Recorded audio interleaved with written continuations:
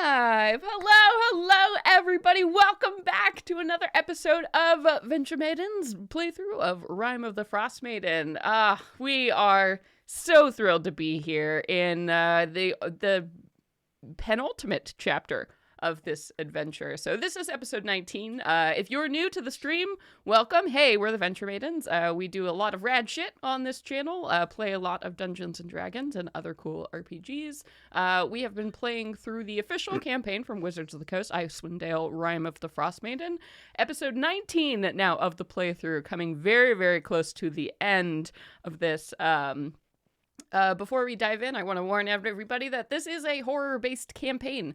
You were going to see some pretty dark themes in this, specifically in this dungeon, this part that we're in, themes of cannibalism, this evening, eldritch horror, sanity, that sort of thing for content warning. So if those things aren't your bag, this may not be the episode for you. But with that, let's go ahead and dive in. Hey everybody, my name is Celeste Konowich, and tonight I will be your Dungeon Master. I'm Joe. I'll be playing Gob Herkenstone, your North fighting barbarian. Hi, I'm Katie, and I'm going to be playing Minerva Tinkerbobble, your divination wizard, who is also a human.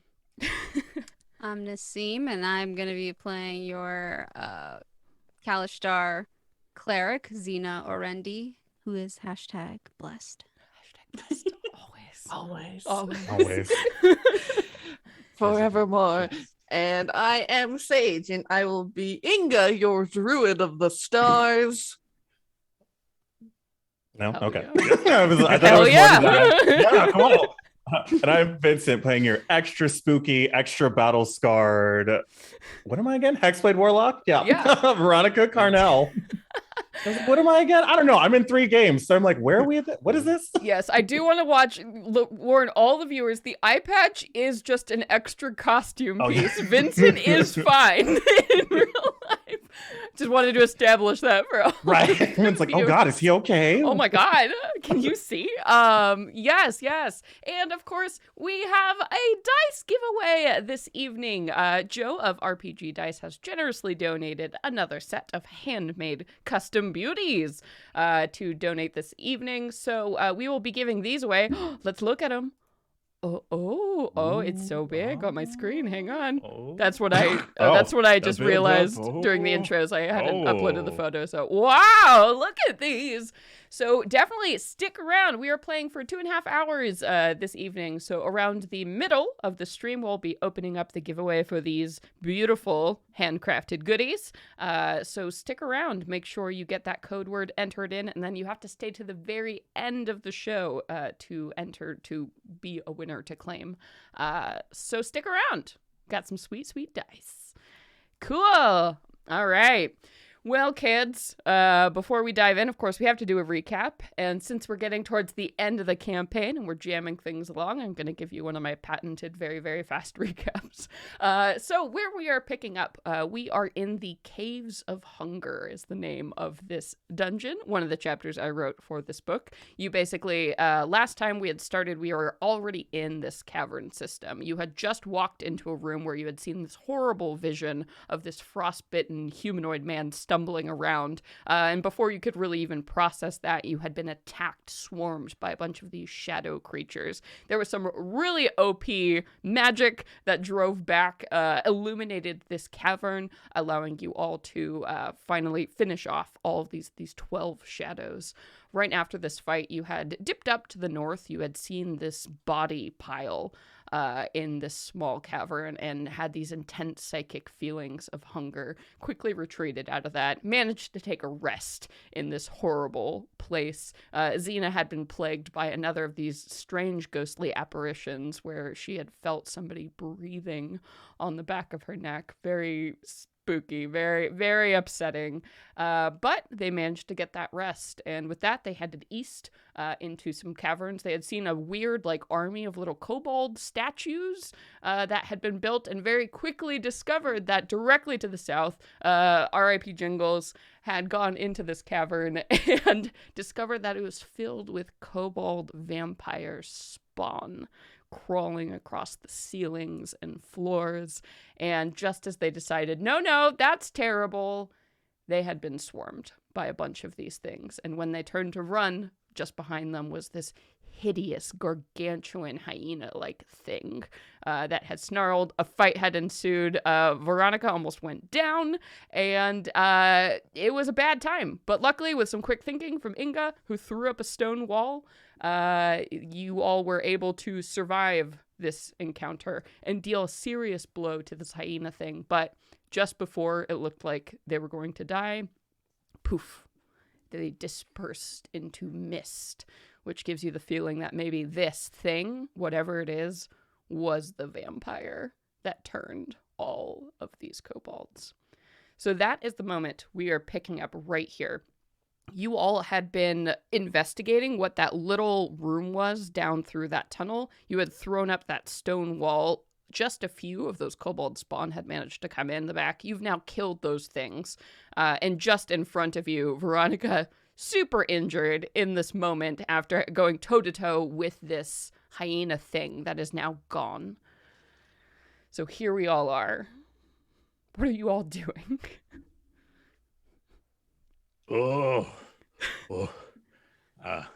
I guess I'd probably look around, see how everyone's doing. Who's the most injured?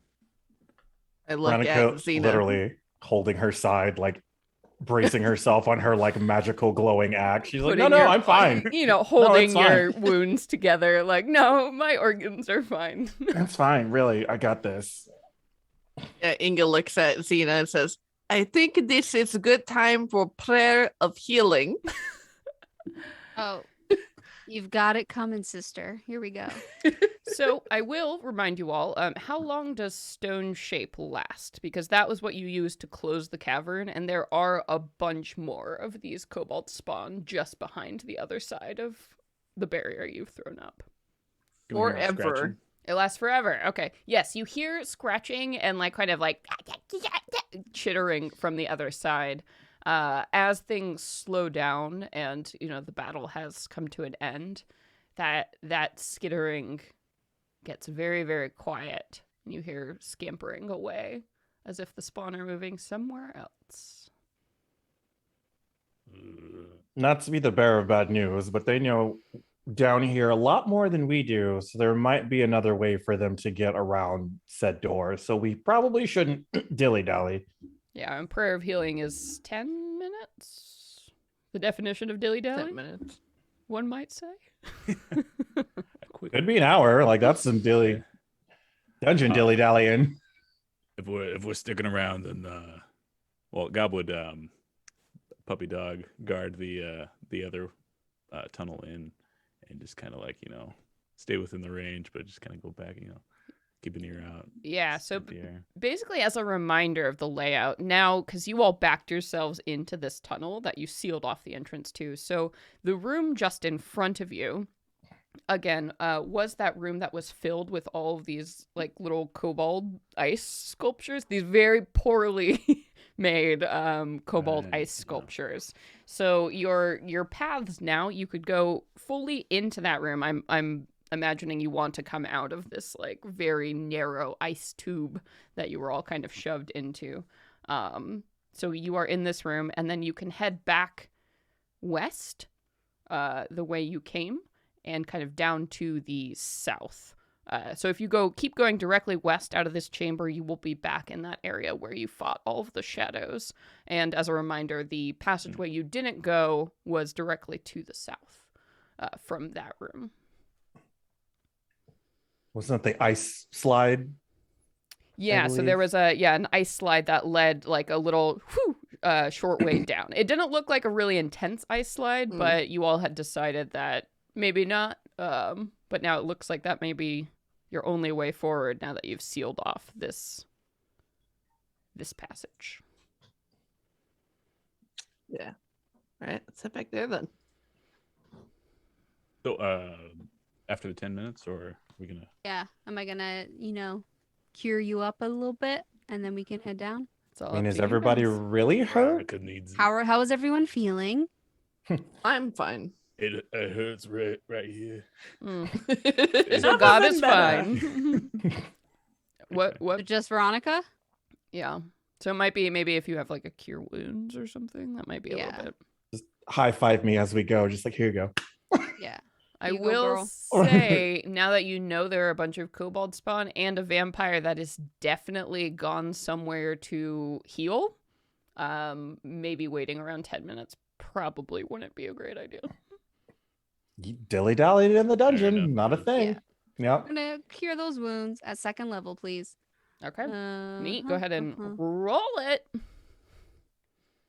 Could And do just the 10 minutes and then also baste ourselves in barbecue sauce while we wait. yeah, you know, you Mm. can slather your bodies, like, you know, open up some good veins, like make just be really delicious. Garlic-based sauce. Not the good Yeah, veins. the good veins.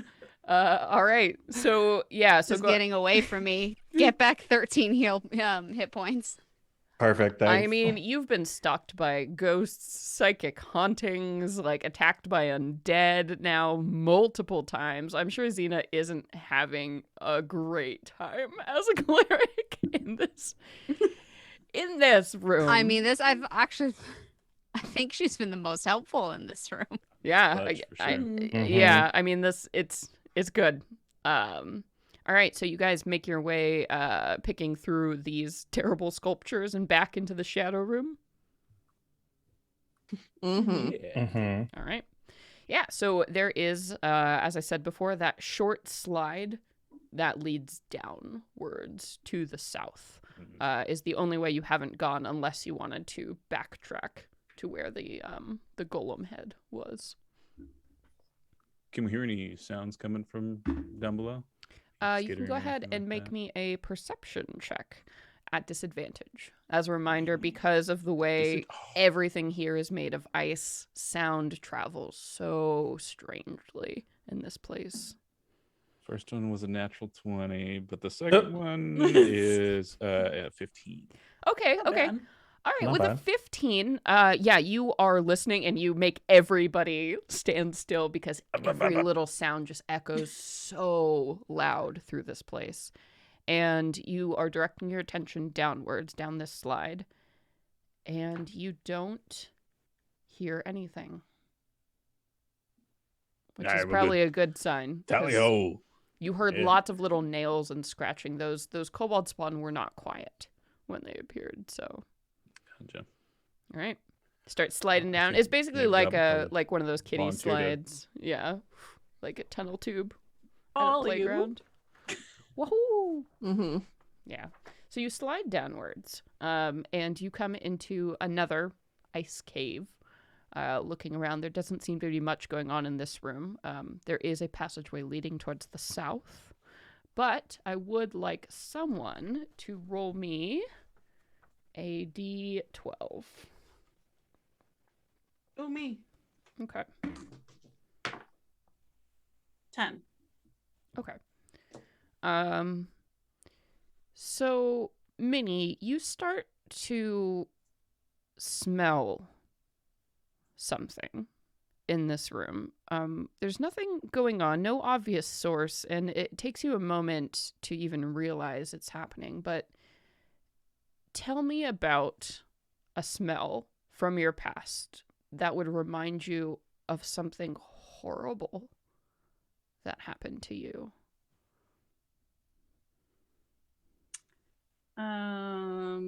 I think she starts smelling like different chemicals as she has like a vague memory of one of her children playing in her husband's laboratory and spilling over some of his mixtures and getting a chemical burn on their skin.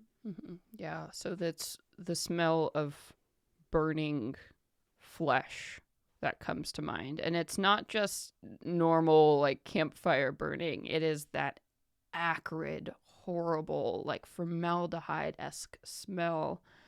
And just the panic of that memory comes over you as that smell just fills this entire cavern.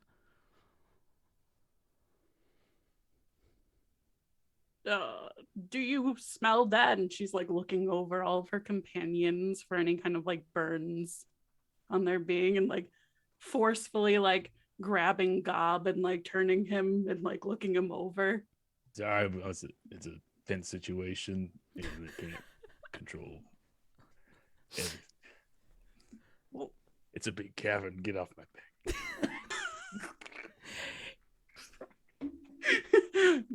Well, no, I not ew. Everyone else, you're okay though, right? You don't smell that? The burning? Burning. No. Mm-mm. It just won't leave, Minnie. It's not like it's a passing smell. You are sure that something in here. Maybe recently, if it's not happening now, you don't see anything, but like you can't get that smell out of it. Fills your nose, your mouth. It's horrible. I think she's just like looking around the room at this point, trying to find a source of it, kind of stepping ahead of the rest of everyone. Yeah, and there's nothing, just this memory assaulting your mind. There is a way towards the south. This hallway leading south. Perhaps it's coming from there.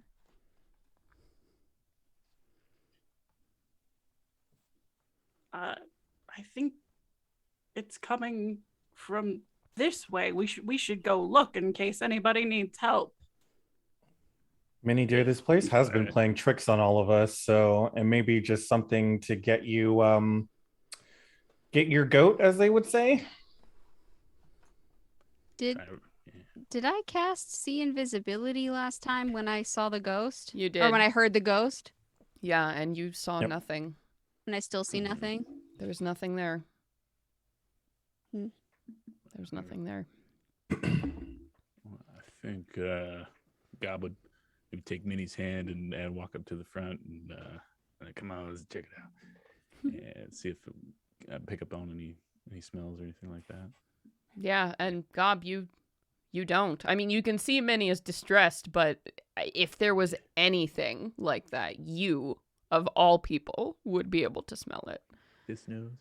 Yeah, and so, and you continue down this hallway that you saw to the south, and you realize that it goes on for quite a while, becoming narrow and long. And Minnie, as you get further and further away from the chamber, that smell dissipates. There wasn't any source, it seems. It was just something here in this place read that about you and wanted it to hurt you once again. Ooh. Yeah. Like that. Spooky. Yeah. Gob, I think that maybe I'll go back to the middle of the pack where I Here's my belong. call. It's must just be, this old brain of mine playing tricks on me. You're probably here. Yeah. All right.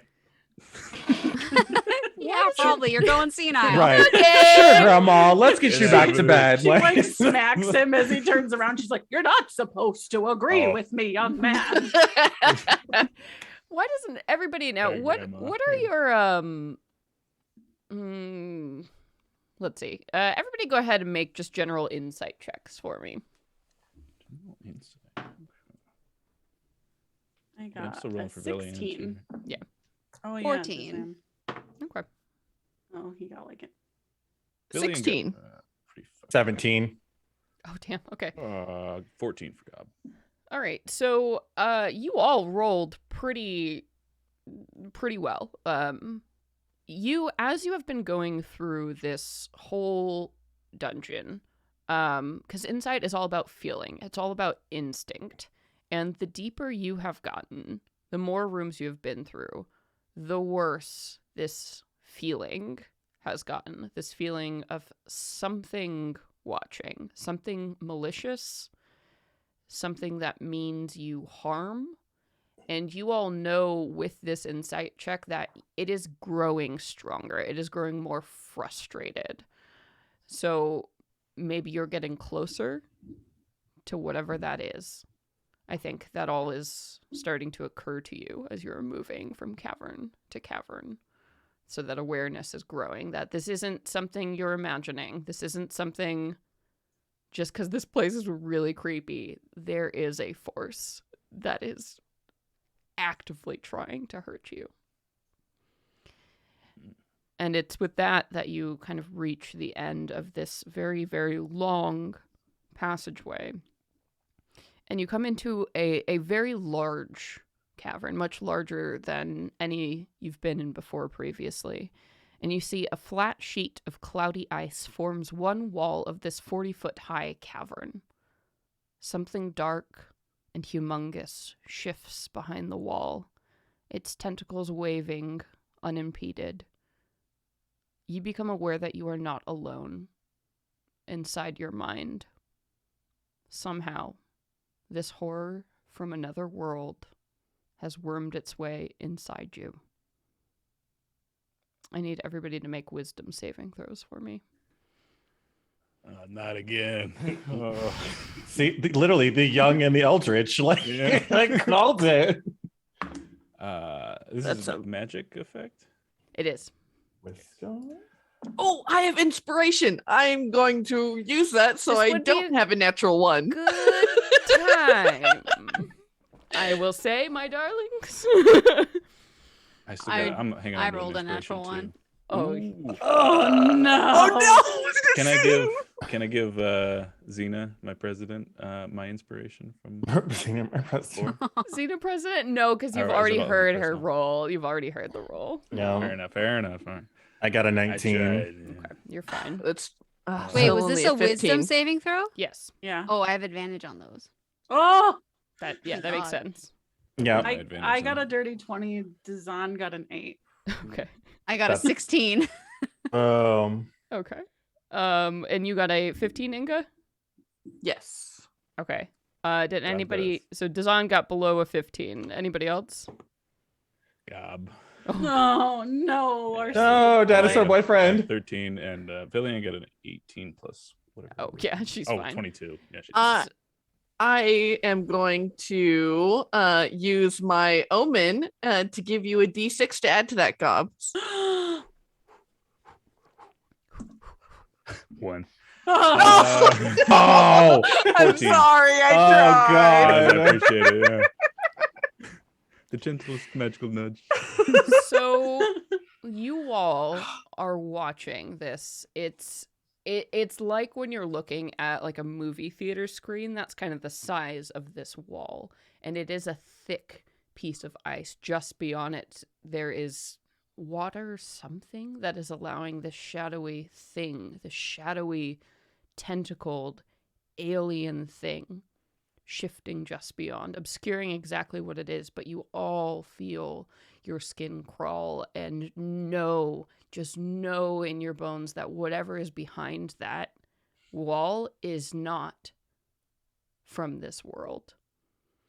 And it takes you all, you feel that presence in your mind of something, whatever that thing is, reaching out, trying to force its way in. And for some of you, that stops. For Gob, that feeling intensifies tenfold as you feel physically, you're not sure how that's possible, but something ripping through your memories, your being. You feel tendrils searching through everything you are, laying it bare, ripping away any information that it finds useful.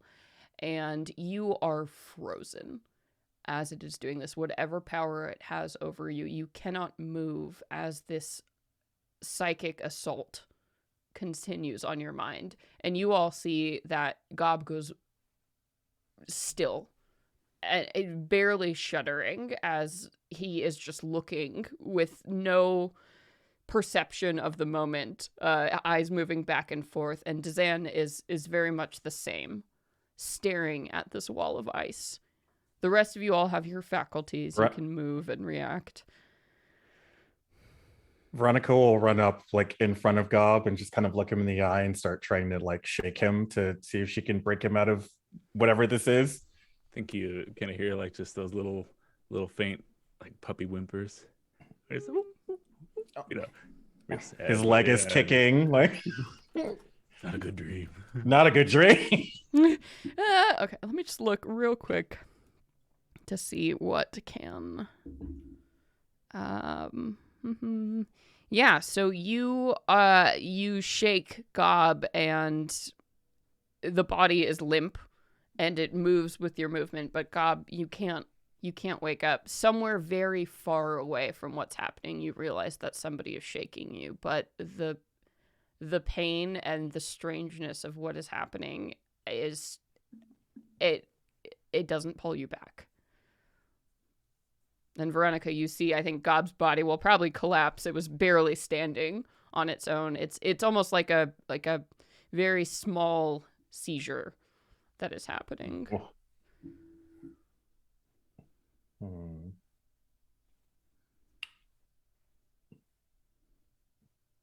Bummer for me. The thing behind the ice seem to be moving towards us at all, or is it just...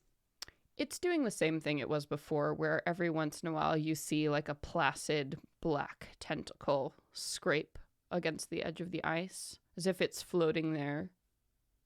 It doesn't seem agitated. It doesn't seem concerned. But it continues to be there.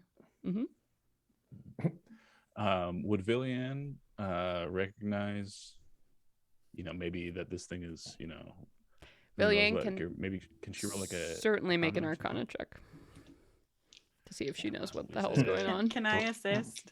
Yes. Veronica will too. Hey, 15 plus 6, 21. Okay, a 21.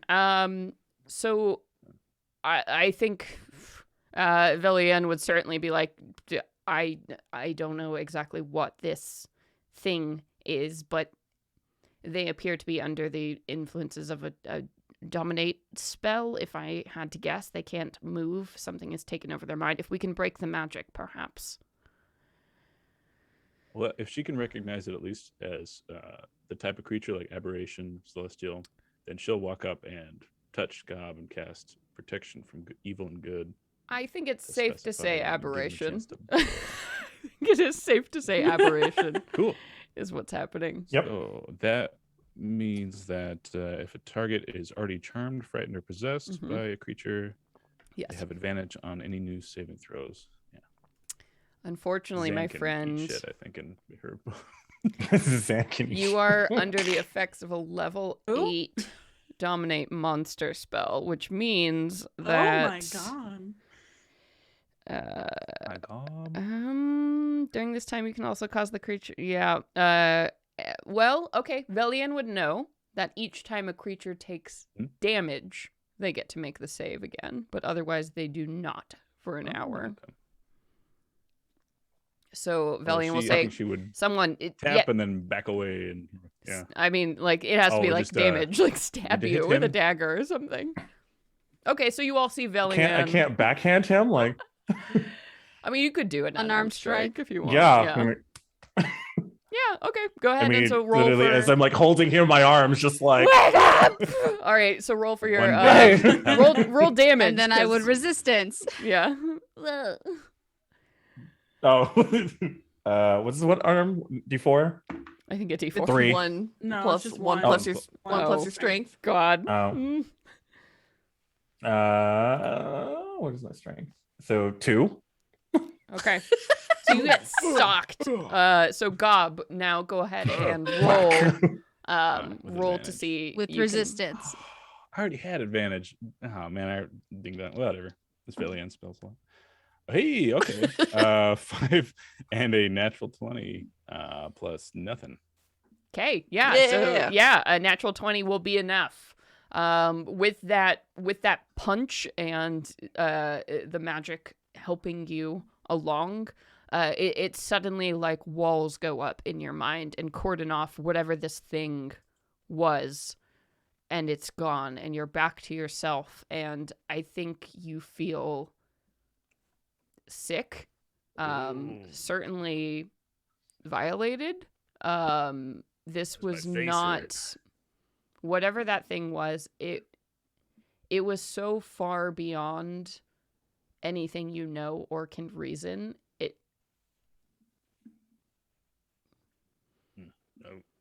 I didn't need a minute. Ooh, I just kind of, I do a half crouch thing and just do the hands on the thighs. And... Veronica's just like standing over him, like patting him on the back, holding his buns like out of the way, like that drunk friend at the bar. Yeah, when you're like, ooh, ooh. You're like, God. okay, you're gonna puke. I'm gonna go. I think Velian would be kind of pointing towards Dazan. Dazan, who is still Like, very clearly, you powerful can see his eyes caster. out of focus, moving back and forth, staring, still in the thrall of this thing. Give a slap. Yeah. Give us literal that. kick Give in a the butt. punch. All right. Right, just, Yeah. All right. Minnie, you gonna hit him? Yeah, I gave him a literal kick in the butt, Yeah. but he actually got a natural 20. Hell yeah! So with that, he also falls out of that and crouches on the ground, retches immediately, pukes just all over the ice, and then kind of holds his hand to his face and is like, that was something. I don't even know what that was. Nothing of our world. How fascinating. Pukes again on the ice. man. Cute. Science Yeah. experiment another time, guy. We have other stuff to do. Does this register as like anything that we would have any capability of taking on, or is this a get the fuck out of Dodge situation?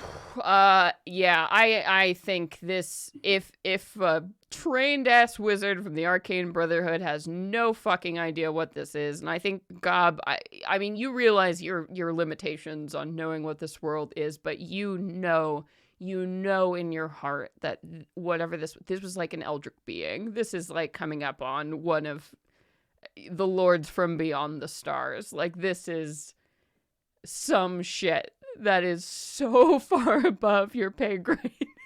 You were like, no. And even as you see Dazan's connection is severed from this thing, there's like a final tap of that triangular tentacle against the edge of the ice, and then the shadow retreats. And the dark form from beyond is gone. Veronica like halfway waves, like goodbye. Dang. Let's get the fuck out of here. Whoa. Fuck that. There is Don't want to learn. a anymore. passageway to the south that leads out of this horrible room. Yep. Let's Yes, get please. out. Well, Time we to go. can. Yep. Someone throw Holy Dazan shit. over Inga and let's go. He said, I'm fine. I'm just overwhelmed as he stumbles out. After you all. So, God, getting out of there swiftly, you move down towards the south here. And as you come into this room, you see every surface of this 20-foot high cavern is polished to a mirror finish, such that you are faced with countless distorted reflections of yourself. You can't help but, as your head and perceptions kind of spin, just trying to perceive where you are, your bearings, every single surface in this room is a polished mirror finish. You see thousands of yourself and your companions reflected in every place here. Can we tell if it's metal or? No, it just looks like somebody has polished the shit out of this room, like of the ice, to make it look like glass. And as you all are kind of getting your bearings here, I think there's a puff of mist that occurs somewhere in the middle, maybe, of this room that's spinning around you. And suddenly, crouching in the middle of the cavern is a gaunt gnoll with ravenous eyes and the foul stench of the grave coming from it. The creature, unlike all of you, does not cast any reflection. And we're gonna roll some initiative.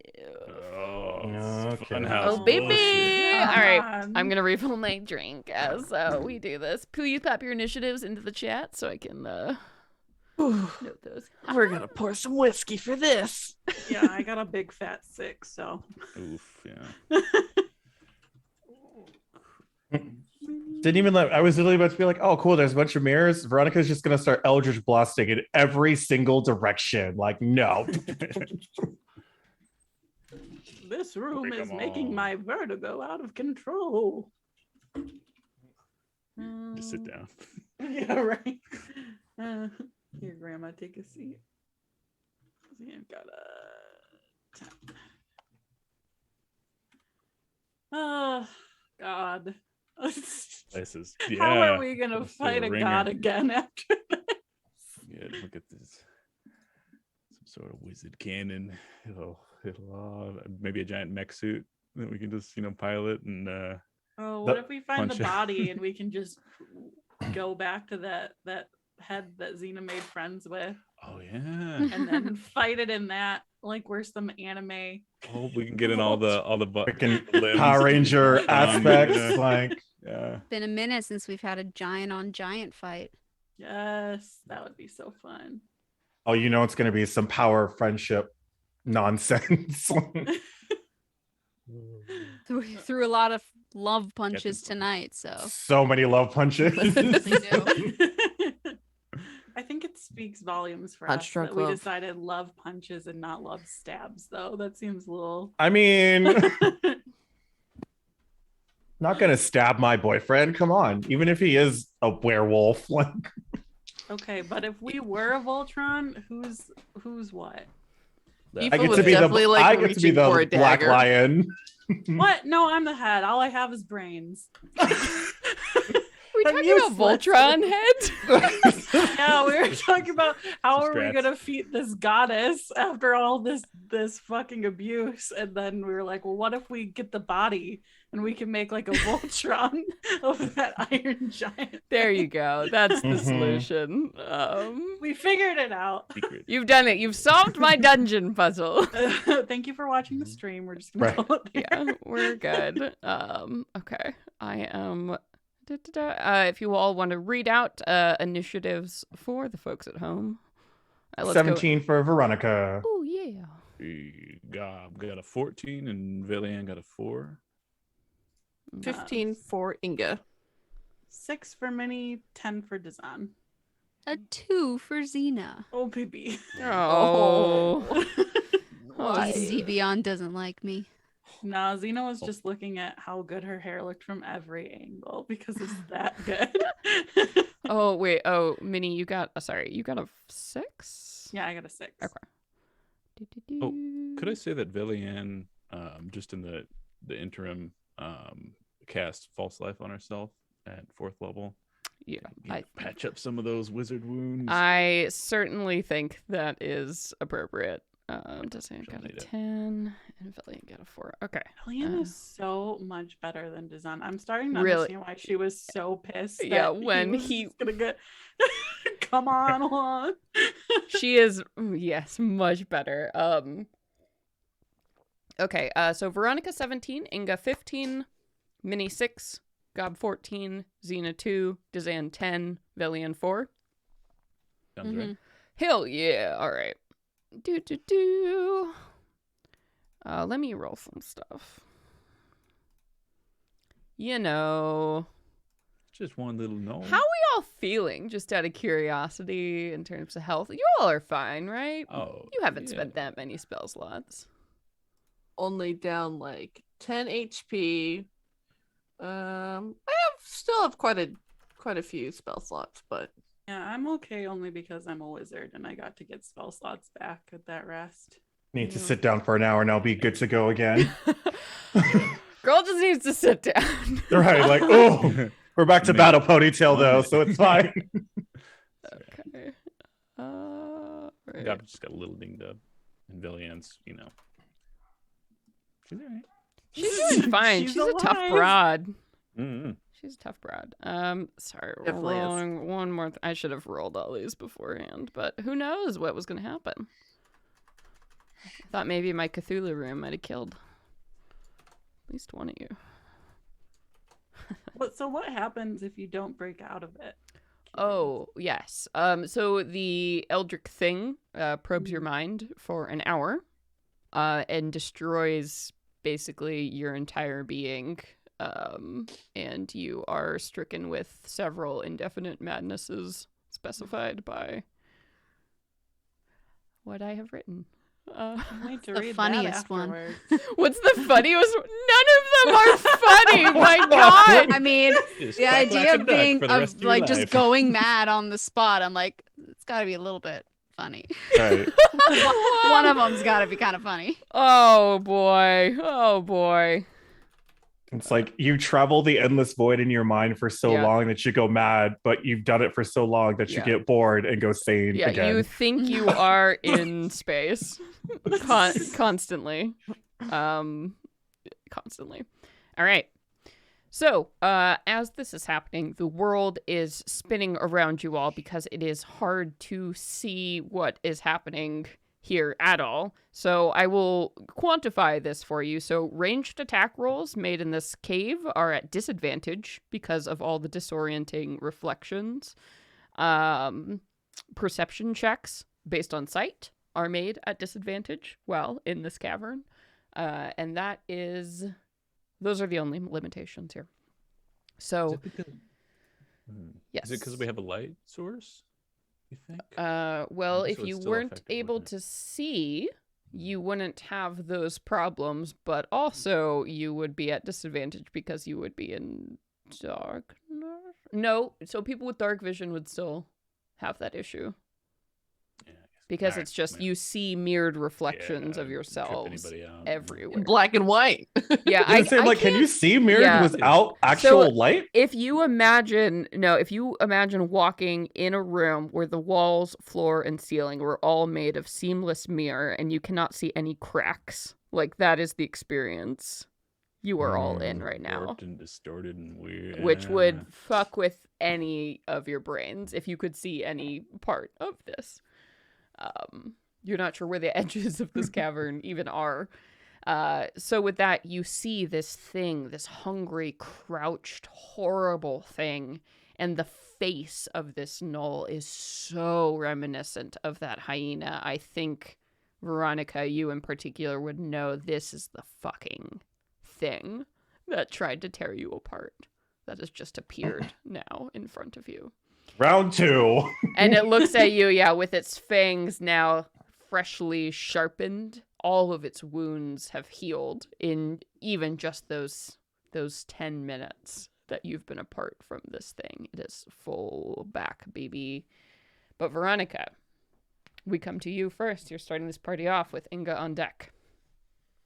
Veronica will move to the side and then slam her hand down on the ground as you just see like kind of a wheel of light appear underneath that thing, and she'll cast Summon Aberration again with my big nailed clawy boy. Woo!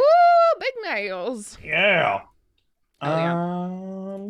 So that's it for her, and it goes directly after myself. So he's just going to try to shove his claws into the back of this thing. 18 to hit. An 18 will... Yes, it will hit that Yay. matted undead mess of fur covering this thing. Can I try to grapple it? Yeah, so you could try to... Well, you rolled to hit it. Yeah. So I think we're doing attack instead of grapple, because a grapple would be a strength or an athletics check versus Okay. check. I thought you had to like hit it first and then try to grapple it. That's what You can I spend do. your attack action, one of your attack actions, to make a grapple attack. I've got a superiority thing where I can hit and then grapple. That's what I was thinking of. Like you had to like physically hit it and then try to grapple it. Okay, cool. Well, we're just gonna Training. right. You Give need a us special feat.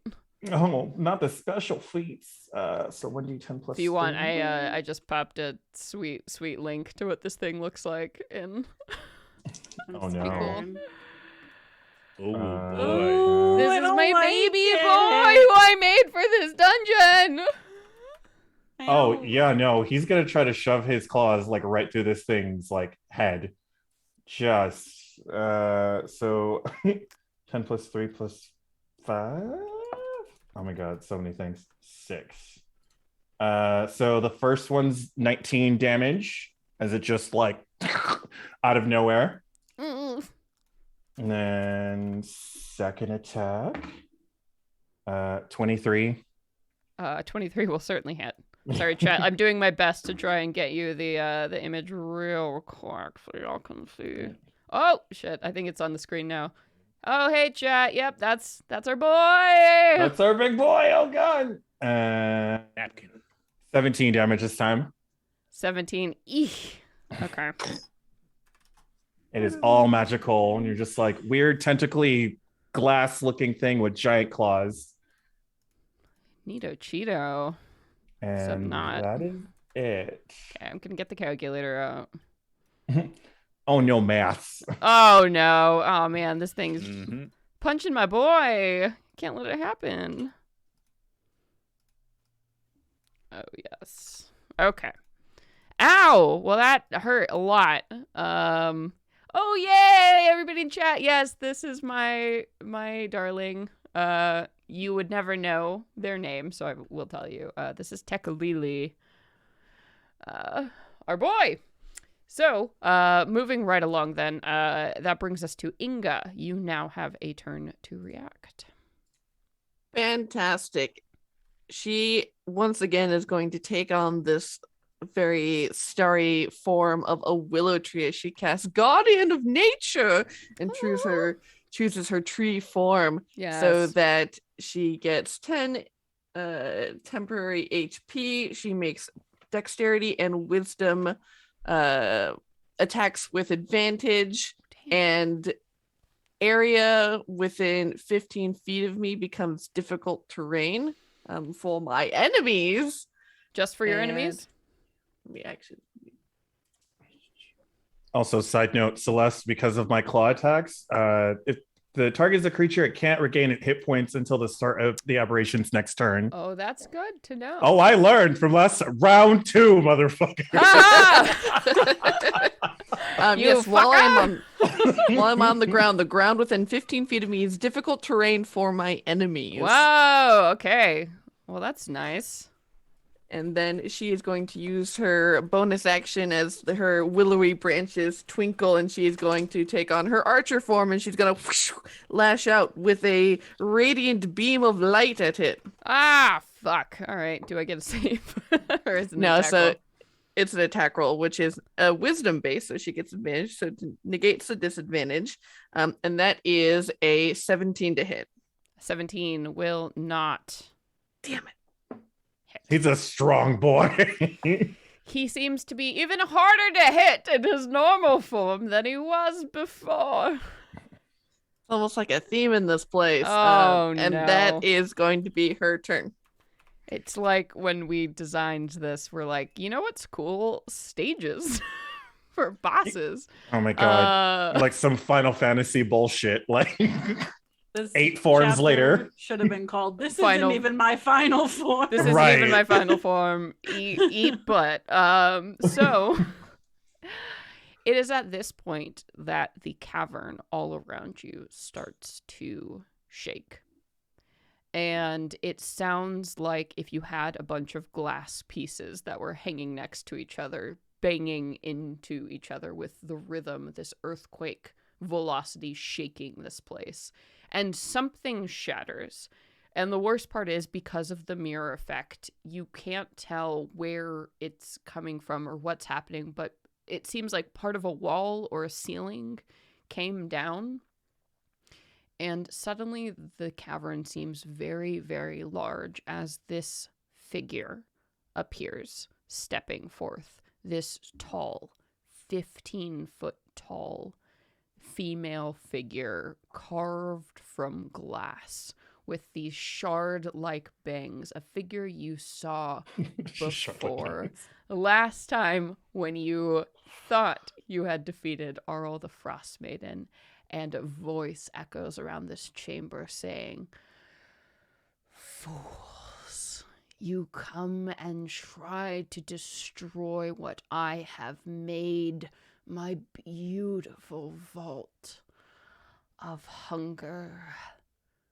You shall die." And this tall ice figure reaches forward a very, very large hand and clubs it down on, let's see, the aberration, I think, is going to be the first target since it is attacking her precious baby. So did you say fangs of ice or bangs of ice? Because all I Bangs. heard was bangs of ice, and I was Oh, like, if oh you've no. seen her picture, Bang. she's got like a side sweat bangs made of ice. That's how fucking serious we are. We got They remind bangs, me- Oh my and God. they can Creepy. kill you. My God, Earthos Creations, thank you for all the subs. Oh my god, Oh, thank wow, you, thank everybody. you. Heck yeah. Digging this horrible moment. I'm living for it. So she is going to sweep down one of these gigantic hands that are basically clubs made of ice down upon this thing. So that'll be 17 to hit your aberration. Mm-hmm. Okay, so that's going to be 10 piercing damage Okay. and 12 cold damage. And then she's going to kind of bend down since she is so much taller than all of you all, and you see this mist emerge from her mouth as she sprays a cone of cold over you all who are so nicely clustered. I think except for the aberration who ran forward. Oh no, Veronica moved over to the side Oh, okay. because, yeah. Never stay in the group because Okay, that's AoE is a fair. thing. I Like, think since you've had a turn, that's fair. So then I need everybody except Veronica and the aberration to make a Constitution saving throw. oh my god. Con save. So Literally. significantly. Oh, so bad. That These was a are- and these are 2 getting for a total of hard. 4. Whoa, that is terrible. I'm going to use my lucky. Yeah, there you go. Okay. That is a Can I give resistance to someone, please? 16. Is that a reaction spell? No, Yeah, at will. Well, not reaction, but at will. sorry. Oh, 16 no, on it has the to be a reaction for you to do it, not on your turn. 18 total. for 18 is a me. fail. Literally how I'm it feels to going chew 5 gum. use Absorb elements then. Neat. Okay. Okay. Gob got a 19. Villian got a 22. Velian passes. 19 is a fail. Zan Oh. got an 8.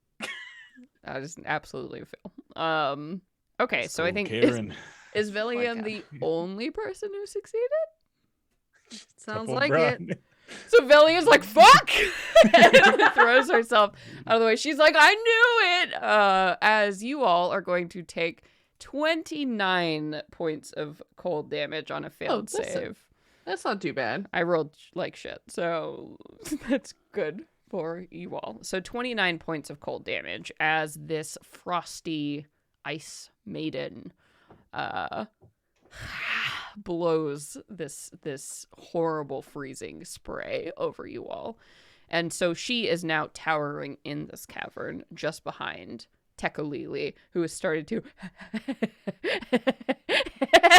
laugh in that horrible like hyena way with his blood red face and claws dripping in front of you. All I can think of is Ed from The Lion King, so it's not as like terrifying as It's it like, probably should be. "Yeah." You're like, Oh no. everyone else can understand what he's saying while he's giggling, and everyone else is just talking normally. Wow. All right. I'm also trying to chat to get you this oral form here. 1 second. Because Hashtag bangs. Hashtag bangs. Because Yep. boy are they a Bangs. pair. Boy are they an attractive set. Okay. That's why she's so powerful. We beat her up and she wouldn't get her hair did and came back with a vengeance. Oh yeah, that's how I fix all of my problems. Right. And I'm sure Straight up It's- makeover. I'm yeah. ready to fight. Oh shit! I got bangs. Everybody, fucking, Watch out. fucking calm down. Oh man. We're laughing, but this is how it works, kids. Okay. Did you get bangs when you wrote this section? Is that why you made her No, like this? I've like? been fighting the urge to get bangs for years and years because I just know myself so well. Damn. Okay, I'll get it in a second. But with that, so now you have two enemies on the field. It appears. So that is going to bring us now to Gob. It is going to be your turn with an enemy on deck. Oh, here we go again. Okay. And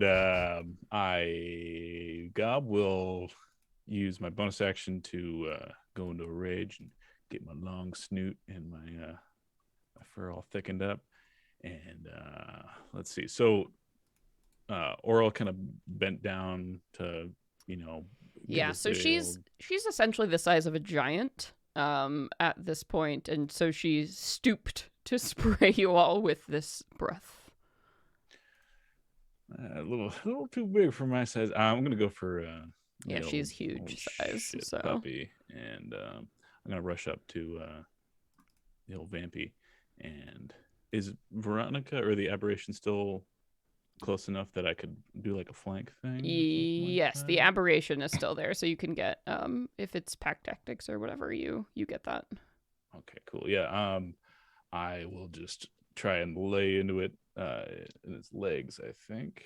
Since he's my bonus action, I'll do 2 hits, and if 1 hits, I'll burn a superiority die. So that is okay. First attack, 18 plus 9. I think that'll do it. Let me just yes. Okay. She's a You god. never I know. had to check. Oh, sorry. I meant for the vampire. Oh, Takalele. yes. Gotcha. Okay. And then second attack is 16 plus 9, 25. I think they both Yes, hit. absolutely. All right, roll those damage real quick. Damn, sorry, chat. Okay, I've been trying to get you these pictures. Oy. Oh, look at her bangs. Oh. 8 plus 8. So that's 16 points of damage for the first hit. Ooh. And for the second hit, ooh, not bad. And this is magical damage. I'm magical assuming? bludgeoning laying into it. So the second one is 14 points of damage. Okay. And for one of those, I'd like to burn a superiority die and just like lay into the kneecaps and attempt to do a trip attack. Ooh, okay. So that'll be a strength saving throw on their part. All right. So strength, I got a 19 on my save.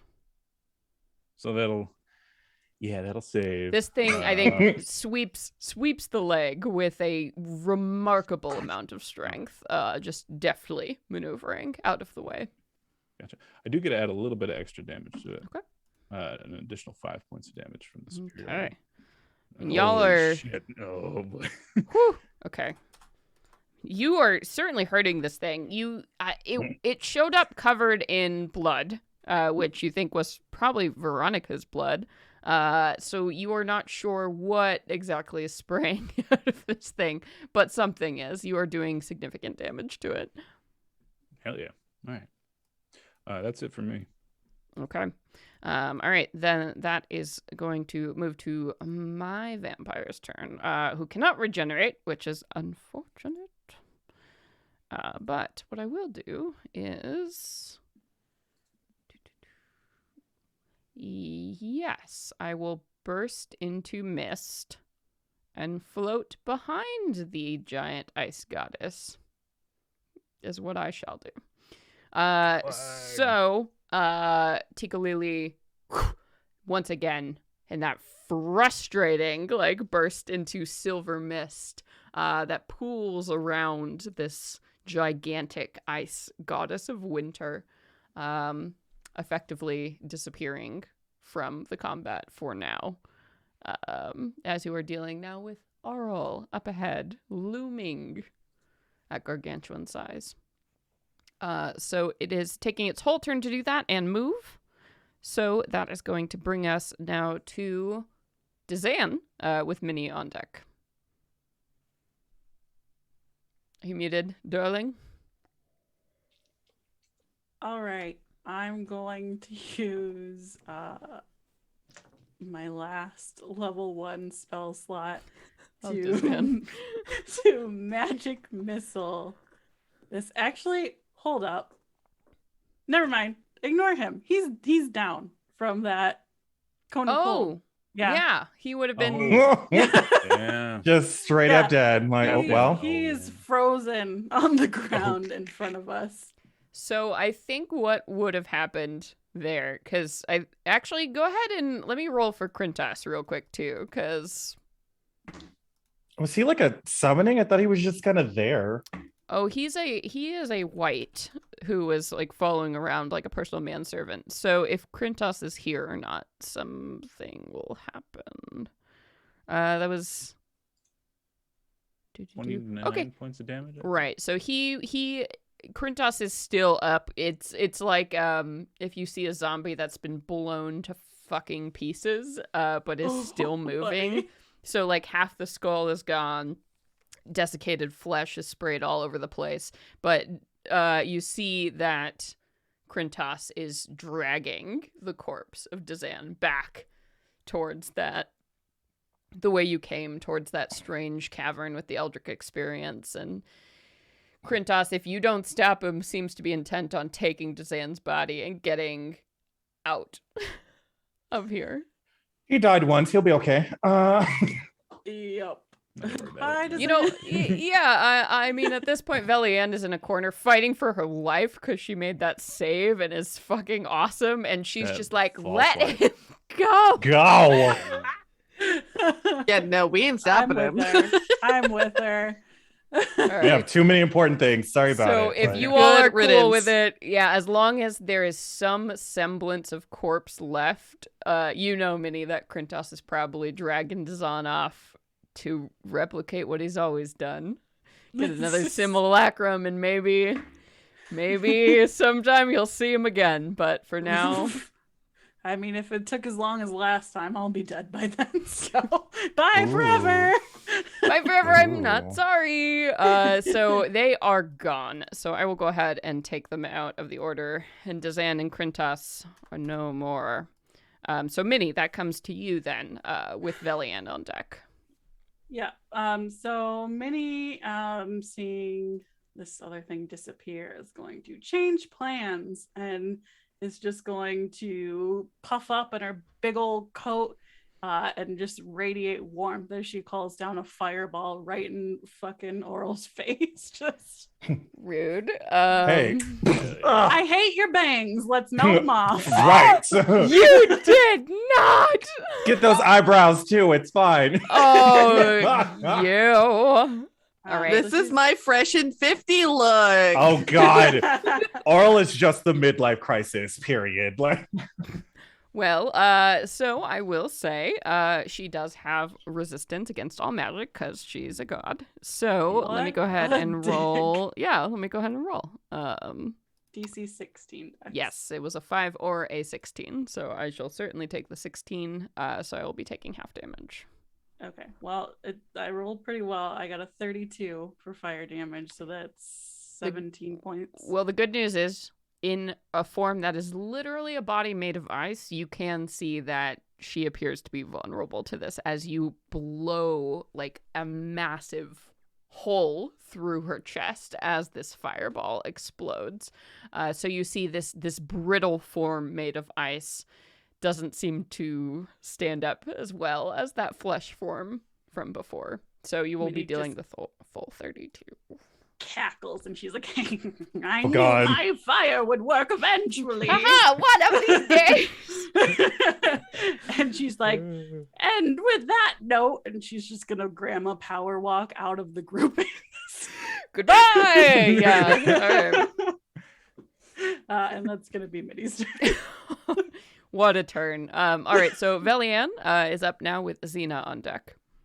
Okay, so Belian, that ice almost blew through all of her false life, but she's still got a little bit hanging in there. She probably recognized that it's going to be hard to hit. Would there be any like partial cover or anything she can kind of duck behind and take a pot shot?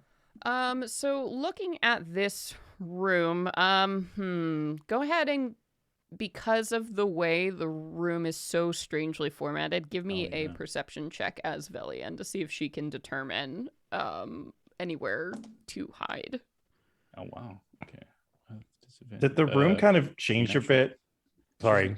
She's got the one eye too, so she's gonna be yeah. She's got one eye. She got an eye patch. With disadvantage, that was a 14 on the die. She's got a plus 2 damn. wisdom. Okay, Velian is rolling hot. Velian is a natural is 20 and a 14. It's pretty good. She's here to live to the end of the Clearly. adventure. Is what I'm hearing. Hang on to life. Right. So Velian can determine. None of the rest of you have been able to determine this yet, but there is a passageway that leads off to the east of this room that is very close to the way you came in, to the south. There's also a passageway to the south that she can discern, and one to the west. So there are actually 3 ways out of this room, and Velian knows that she could very quickly make it to that eastern passage hallway and duck behind to get out of total cover from this cavern.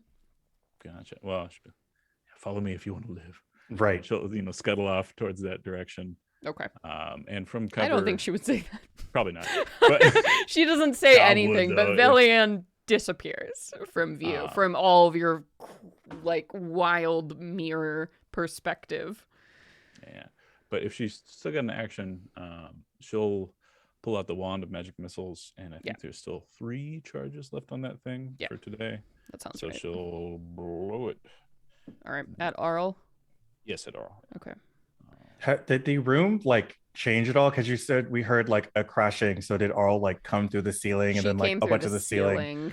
Yeah. So there are now shards of ice maybe scattered around. You heard them fall, but you cannot see them. So I will say, logically, you're like, maybe moving in this room is going to be more difficult towards Arl.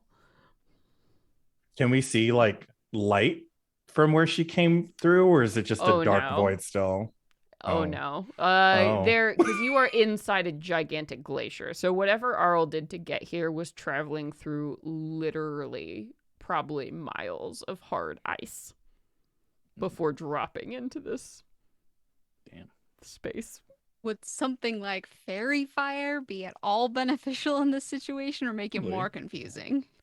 I mean, advantage is always good as long as Arl doesn't make the save. Like that would be fucking killer, nice, because she's got a really high AC. Okay. Because you could even maybe hit Tekalili too, in gaseous form, covered in glitter. Yep. He's just more glitter at this point. Yay! There's a 20-foot cube. Yeah. Velian got 18 points of force damage. Oh. Yeah, pretty good. Damn, girl. Okay, I'm sorry. If you guys are still hating on Velian, she's doing work. Oh my god, she had one. Incredible. She had one good episode. Simmer down. Like you almost died last episode. How dare you? What? We would not have made it back in time without those undead dogs. I don't know what she was 1 point away from death. 1 point away of death. I am Team Velian. T-Rex. I'm Team Veli all the way. I'm only Team Velian because Gob has actually been playing her. So like, if anyone else, I'd be like, no. No, absolutely not. Right. She made the wow. She blew all her charges on the wand, but didn't roll a 1, so it's still explode. Maybe you'll get a rest. Who knows? Good. So that brings us now to Xena with Veronica on deck. I'd like 1 order of fairy fire, please. Oh, boy. All right. So I will say you can angle it to get the mist. That is Tekalili and her, obviously, because she's so large, you can definitely do it above the ground and not hit any of your friends. So the advantage there, but she is rolling with advantage. It's a dexterity save, right? Yes, correct. So an 18 and a 14. So. Oh, damn. Yeah, they both make it. Yeah. She's. Blah. But let me see if Tekalili, how they do. Yeah. An 18 and a 16.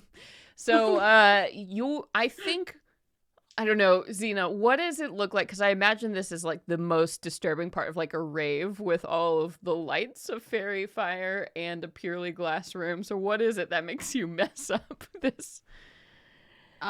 Probably the mist throwing me off, and whether it's actually shifting or staying in one spot and its reflection and all the other ice and mirrors. Yeah. So it seems like I got it, but then it just is a little bit of ice that kind of Yeah, that shimmers and you're like, reflects it. and yeah, I think all the blues and greens and neon colors like of your magic reflecting back against like glass-like shards that you didn't see. It's just a nightmare trying to cast anything in this situation. I'm so Anything else for you on your turn?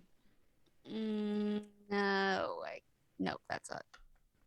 Okay. Then Veronica, we come to you with Inga on deck.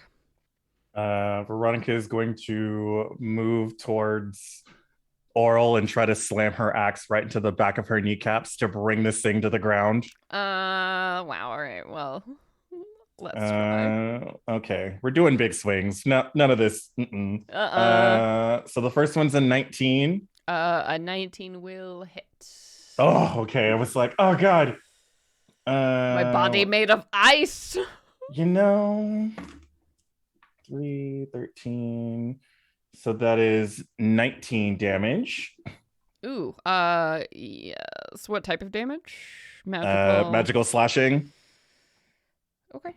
With my limited edition pretty axe. It's immutable. Yes, LTD. I do take roll damage. Yes. Okay, the next one is 8, 9, 10, 11, 22. 22. Yes. Will hit. Yeah, give me that +4. You're rolling like a god. Which is what you need to 12. fight a god, so you know. Basically. 12, 10, 20, 28 damage. Ooh. Owie. Okay. Yeah, that's a great hit. And you see, I mean, you are chunking into the shards of this body. So it is flying apart as you all are dealing such significant damage to it. You're cleaving through it. And that's it for her. Okay. Then Inga, we come to you. Wait, but my aberration. Oh, sorry. Okay. Oh. Sorry. Clawboy. 25 and 26. That's a It has a +8 to hit. That's a good ass spell. That's all I'm here to say. Hey, Tasha's. I see you. Yeah, they're good ass spells. I'm like, I'm gonna summon this thing every Yeah, chance I mean, I why get. would you not? And yeah. since it still had HP at the start of its turn, it regains 5 HP back. Yes. Yeah. Do it. Yes. Yeah. Yes. 3, 6, 7, 12, and 9, 12. So 12 and 16 damage for both of his. Oh man. Okay. Yeah. 28. Oh Yeah. man. Like he and I are just like slashing, chunking pieces of ice, just trying to get her to like fall over. You are like the manic ice sculptors that have to make something before a wedding in 10 minutes. Right. I have seen it happen, and it is not pretty, but you are getting that fucking job done as shard slivers are like flying off of this body. Her leg is just a swan now. Like It's more beautiful. oh my God. Fix that. All right, Inga. Right, We're to you. First things first, we're going to sling a radiant bolt at her. All right. So that is going to be an 18 to hit. An 18 will hit. Oh, nice. That's your number. Ooh, sweet. That is 11 radiant damage. Owie, wowie. And then she reverts back to her usual Inga form, and she sort of twists her staff in her hand, and you see one half of it suddenly just whoosh becomes sheathed in flame as she casts Flame Blade, Cool. and she is going Yes. to run to yeah. Oral and then smack her in the fucking leg with Yes!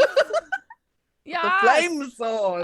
Roll a d20 for me real quick. Don't add anything. 13. Okay. Okay, I think this cavern is small enough that you could still. What's your base movement speed? 40. Okay. Yes. So you are gonna take 6 bludgeoning damage as you slice into a fallen shard of glass that has come down from the ceiling. But you still, with that movement, yeah, it's basically like you couldn't see it in the mix of what's happening. So you skin some of yourself off, but with your movement speed, you are still able to make it unimpeded. Nice. Hell yeah. Damn. All right, we're going to run over to her and we are going to slash her with this blade. And that is going to be a 23 to hit. Y'all are fucking rolling. Yeah. This is going to be 3d6 fire damage Oh, honey, let's do it. for a total of 14. Okay. Yeah. God. Yeah, you see after this hit, basically what she is down to, if you imagine like the Blair Witch like stick figures of a person, that is what is left here. These just spindly dripping spikes of ice that generally form a body that used to look like something full, but you all have been hammering her with damage. This ice form has not been able to withstand all of your attacks, but she's still just barely hanging in there. And that is my turn. Woo! Oh boy. I think now, before we take Arl's turn, is a great time to open up the dice giveaway. Yay! So as a reminder, Joe of RPG Dice has generously donated this beautiful set of handmade custom dice. Oh, let me put Tekalili in the back. My son. Yes, so this is the beautiful set we are giving away. Joe, would you like to tell us a little bit with your words about this set? I'll paint you a word picture. Yeah. Do it with your body, It's- Joe. Do it with your body. Use your hands. It's a very I don't know. It's kind of simple. It's they're like a jade green kind of set, but they have this really nice kind of stone-like quality to the color, and inked in a bone white. Yes. Very elegant and understated. Yes, they're beautiful. More and more ridiculous as he kept talking. Yep. The crescendo. This beautiful set we are giving away. So what you have to do, you have to enter that code word in the chat, and then at the very end of the stream, so at 9 p.m. Pacific time is the end of the stream, we will be pulling the winner. So don't enter unless you know you're going to be here towards the end. But Sage, what is that code word? Exclamation point, minty fresh. Oh, yes. No space. That'll do it. Exclamation, minty fresh. Enter to win this beautiful handmade set of dice. And, of course, please do check out RPG Dice, dice spelled with a Y, to check out all of the beautiful custom dice wares that Joe makes. Yay! All right. Arl's turn. Destroy us. Oh, boy. She has taken a lot of hits. So before we go, She just explodes. shards of Right. ice. Don't I wish? Let's Right, like see. So, I mean, who's been doing the worst? So right now at her feet, we've got Inga, we've got Veronica, my aberration. Aberration. Inga is there with a big ass flame blade, so I feel like you're probably the most threatening person at this moment. Reasonable. So you see from Arl's now like spindly spider-like hand, out of the palm, you see her fingers melt away and become this crystal that she drops just above you. And it's this beautiful, polyhedral crystal that is spinning in the blank space. And Inga, as you see it, its reflections, its perfect geometry, you feel yourself getting lost in the magic of what it is. And I need you to make a charisma saving throw for me. Oh no. We are not Gulp. Inga, use your face. charismatic. Your face. Oh, we have an 8 in charisma. Oh boy. Oh, that's a 17 minus 1, so 16. I'm sure it's probably not enough, but I still feel pretty good about it. Some good public That speaking. is so not enough. Smelling a little bit. So as this happens, and Inga, you just feel this crystal. It's just so beautiful. And wouldn't it be nice to just spend eternity in something like that? Oh no. Oh yeah. Oh no. And you all see Inga disappears. And this crystal falls onto the ground. And Inga, I will say, you cannot feel, you cannot see, you are just somewhere cold, serene, silent. Nothing really bothers you anymore, wherever you are. And it's kind of nice to put it all down for once. And with that, we are going to head to Gob's What the fuck? turn. Oh boy. I'm Okay. not ready to go to the next turn. Here we go. So I see everybody wailing on Oral's legs, right? Yep. Oh, yeah. Well, except Inga now, who just Blurped into Disappeared. the Teleported crystal. away, didn't she? Yeah, just blurped in the knows? crystal. no Um, idea. No Yeah, idea where she we don't is. see Inga's figure inside the crystal, like a, No, so the Superman crystal prison or is certainly not the size of a centaur. It's just So okay. Oh no, but a crystal did fall to the ground. Maybe something about the size of Yeah, I'm not that smart. I don't know, That's like a fine. foot or so. Fair enough. And would you say that Oral's like a huge critter? Yes, at this Oral point? is huge. Okay. Technically. Could grapple that, being a 3.5 foot tall little fella. I'm just gonna rush up and choose one of the other legs that isn't being too occupied, and just beat the piss out of it if I can. All Right in the right. kneecap. Yeah. I'm gonna do reckless strikes and just I don't know what the hell's going on, but I know this thing needs to. Yeah, I hate Go this. Yeah, down. I hate this. Yeah. So let's take 2 attacks. That is a 17 plus 9 for first attack. 7. The second attack is a 15 plus 9. 24. Yes, a 24 will hit. And I will. Well, let me roll damage first, I guess. My bonus action, I might just hit one more time, but let's see. First attack does 12 points of damage. Second attack does 11 points of damage. And I'm going to hit one more time with my bonus action. Okay. Just because I can. That's a 14 plus 9, 23 to hit. And that was another 9 points of damage. Yes. Yeah. Let's go. So what does it look like when Gob shatters Auril the shit. Frostmaiden's second form, the Brittle Maiden? Especially after all this beating. Yeah, she's real brittle. Yeah. I mean, I'll probably just go for one of the spots where it's a spider web crack has already happened, and it just a hammer, and like a double slam just to finally shear the knee from the leg or whatever my Yeah. height equates to, and come tumbling down if I can.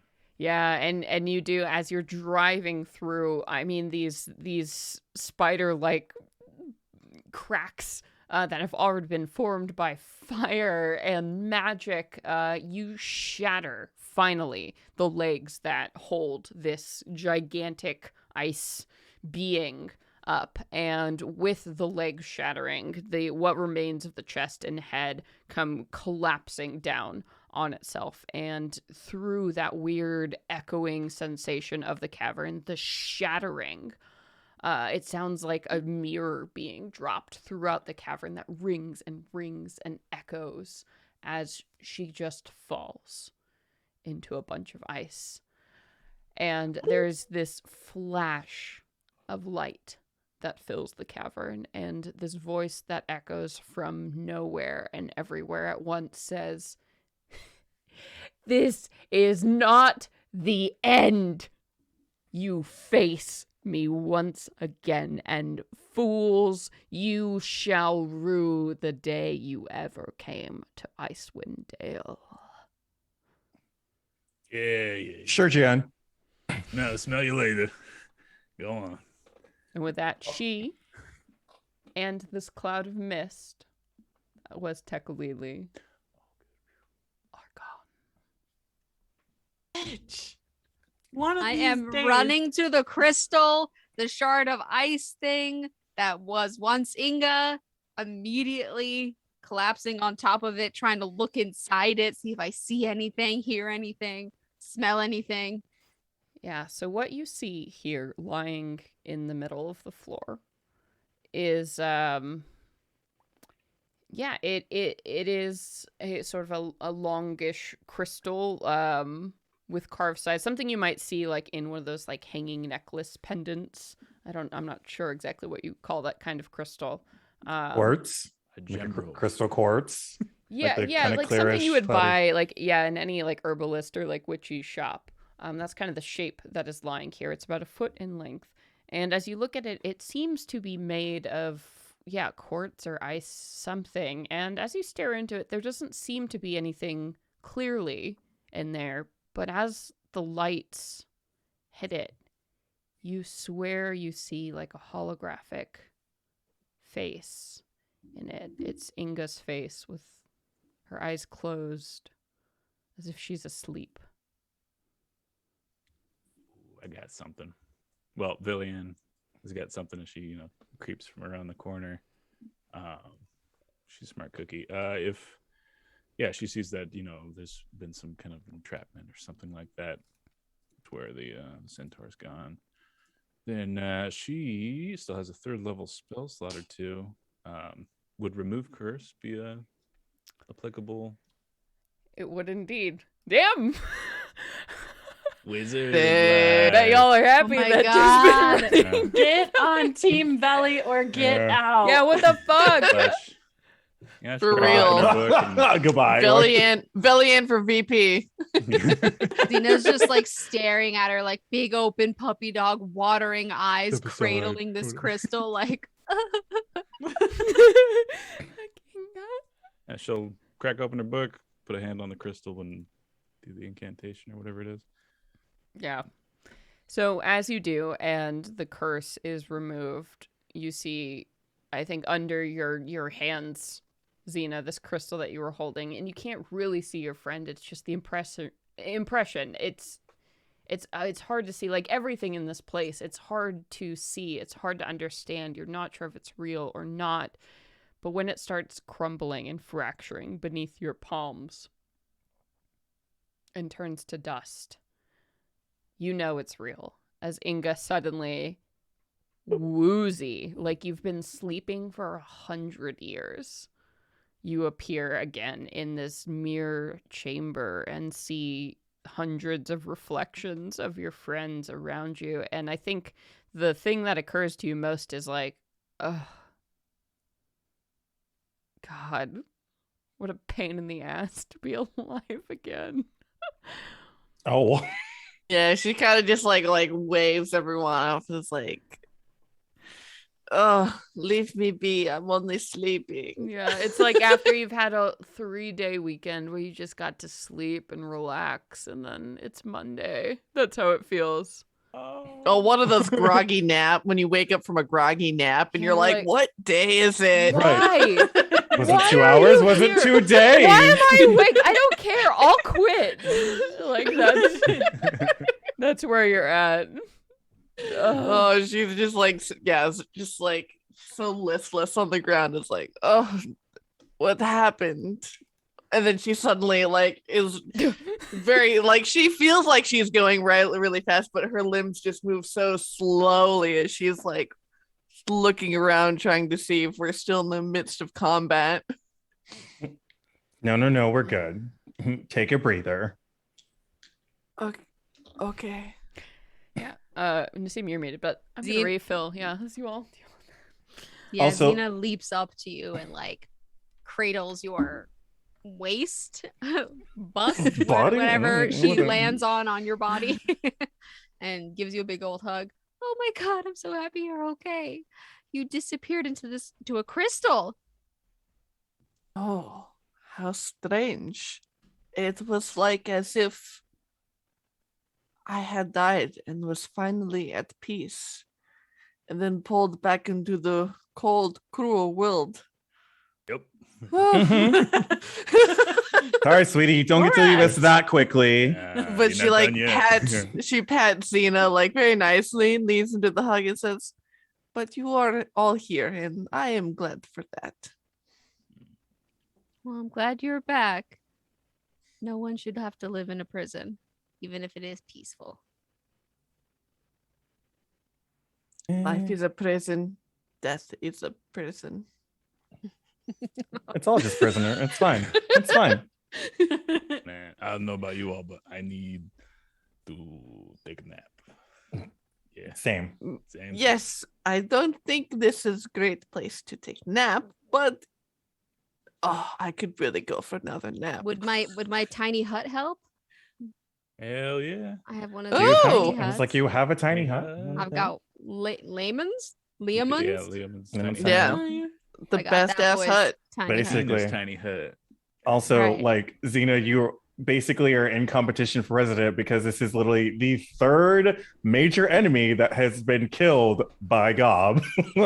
He was our because you killed the dragon, you killed Oral's first form, and then her second form. Like you were the tiny boy wonder of the last hit KOs. I was like, Gotta well, get that XP, you know? I gotta right, sneak just in like- there and- My Oh. golden child. God, One Punch Right. Man. basically everyone else is just murdering this thing. Gob's just like I'm a hero for fun. dead. me. Got a personal score to settle. Right. Hell yes. So you all are left standing in this cavern now. Velian, now at this point, I think we'll share that there is a small kind of alcove towards the east. It doesn't look like that extends into much of anything. It looks like some collapsed caverns that way. There is a passageway that leads to the west, which appears to lead into a medium-sized room or cavern. And then there is a passageway towards the south out of this room that seems to lead into a much larger cavern. So I want to give us a little break here, and I'm gonna cast Lamon's tiny hut, so we can take a breather. Ooh. In that little alcove and tucked away. Nice. Mhm. I will say you do still have a vampire that has not died. He can come Mhm. knocking, but he can't come in, right?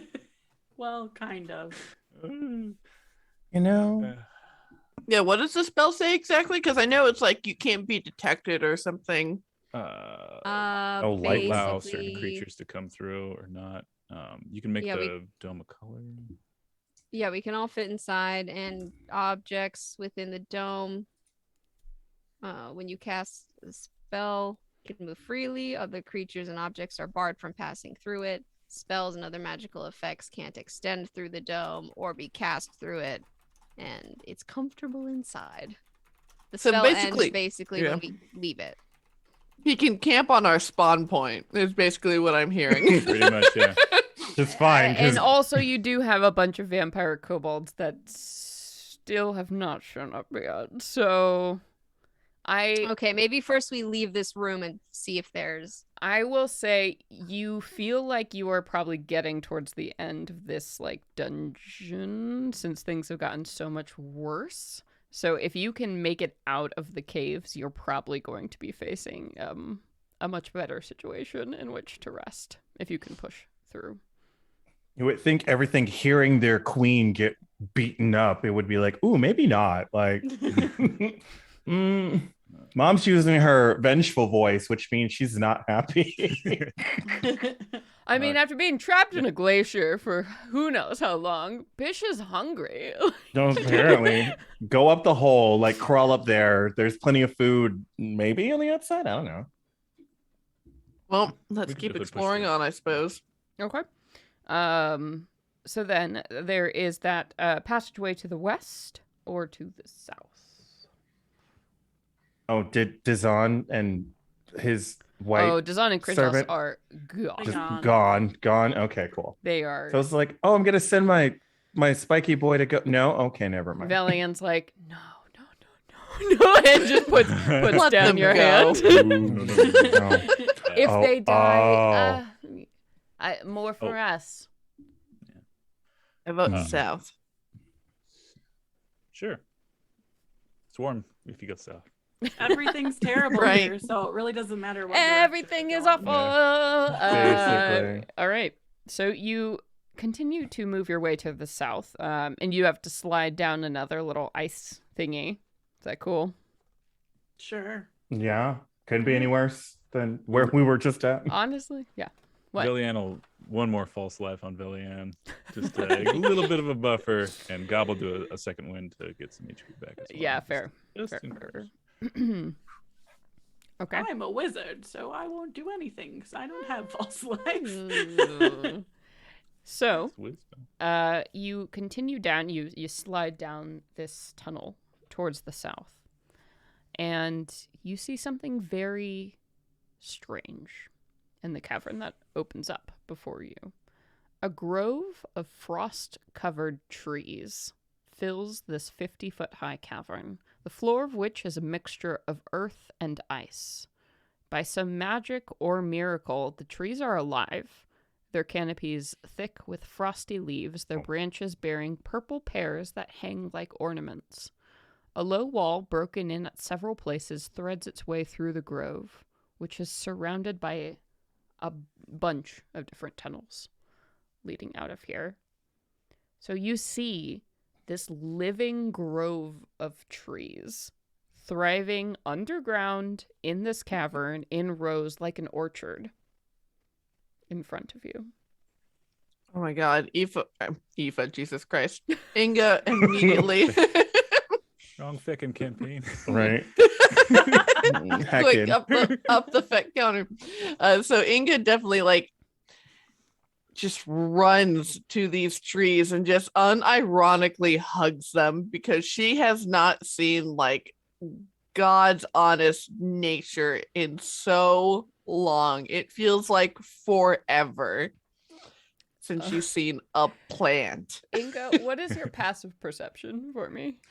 18. Okay. As you hug the tree, you hear a little like Ew. as you hug it, like a ticklish sound. She backs away immediately, very disturbed. Yeah, so you all are looking at this grove of trees? No. What was it? It Was it- giggled. The tree giggled. What the fuck? I'd like You to roll know, an with Arcana everything, check. with everything else we've gone, Sure. with everything else we've seen today, a giggling tree is probably the least disturbing, realistically. Trees normally do not do that. I don't know if you know, but even to me, not giggle. I You got a- turn into a star-covered tree, so do not So- tell me Possible, that yeah. trees Don't cannot judge do like- the fucking. Yeah, no. I'm sorry. What was that, Kitty? What did Minnie get on that Arcana? I got a 26. Okay. I mean, ooh, trees that giggle. There, you have heard of awakened trees, certainly. So maybe like trees imbued with a measure of sentience, but you're not sure they have enough humor or personality to like giggle. But like trees, I mean, you could be dealing with maybe a creature bound to the tree or that protects the tree, so in some way connected.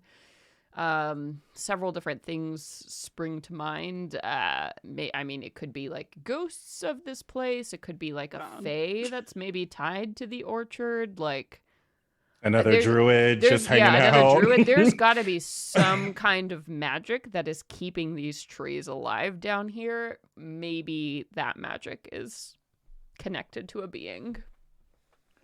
Is the purple? You said it was like purple pears. Yeah, there Where are the these fruit? gorgeous purple pears. They look like little gems, like the most delicious fruit you've ever seen, that are hanging in neat rows from these trees. So that's clearly what this orchard was, like these weird purple pear trees. Snozberries. Sure. Xena's very interested and wants to hear this little giggle for herself, but is a little too scared to hug. So she just like gives a gentle pat to one of the trees, like a hello. Yeah, you do, and the tree feels warm, which is kind of weird. Warm and alive.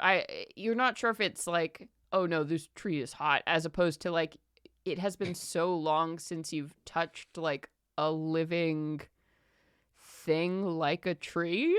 You know, it's that feeling is just really nice, and there is a calm, I think, that comes over you, and you all hear a voice, a soft feminine voice that comes from somewhere amongst these trees.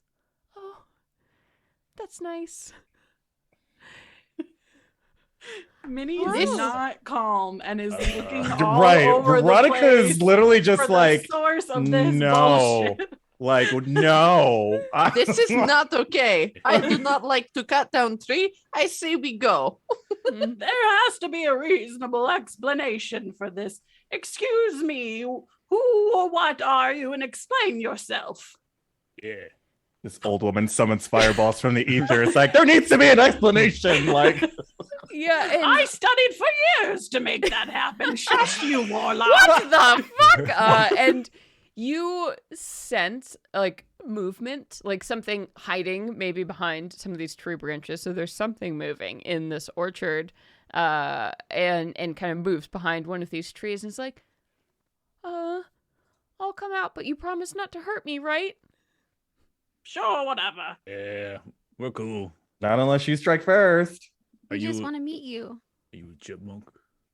Uh, and you see, after you all assure that you will not hurt this person, a pair of amethyst-colored eyes that poke from behind a tree, and this gorgeous young woman is looking at you. Her hair is a mess of both actual hair and vines, seemingly, and her skin has the texture, the same bark texture as this grove around you, and her eyes sparkle with that same light as the pears that you are seeing here, as she pokes around this tree and says,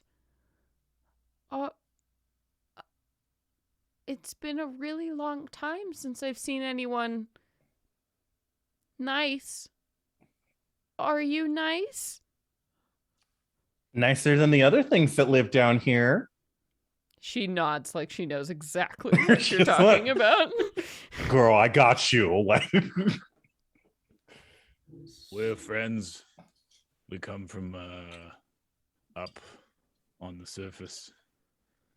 And she, she's like clinging to this tree as she kind of like makes her way around it, feeling it, using it like a tether, so she comes a little bit more into view.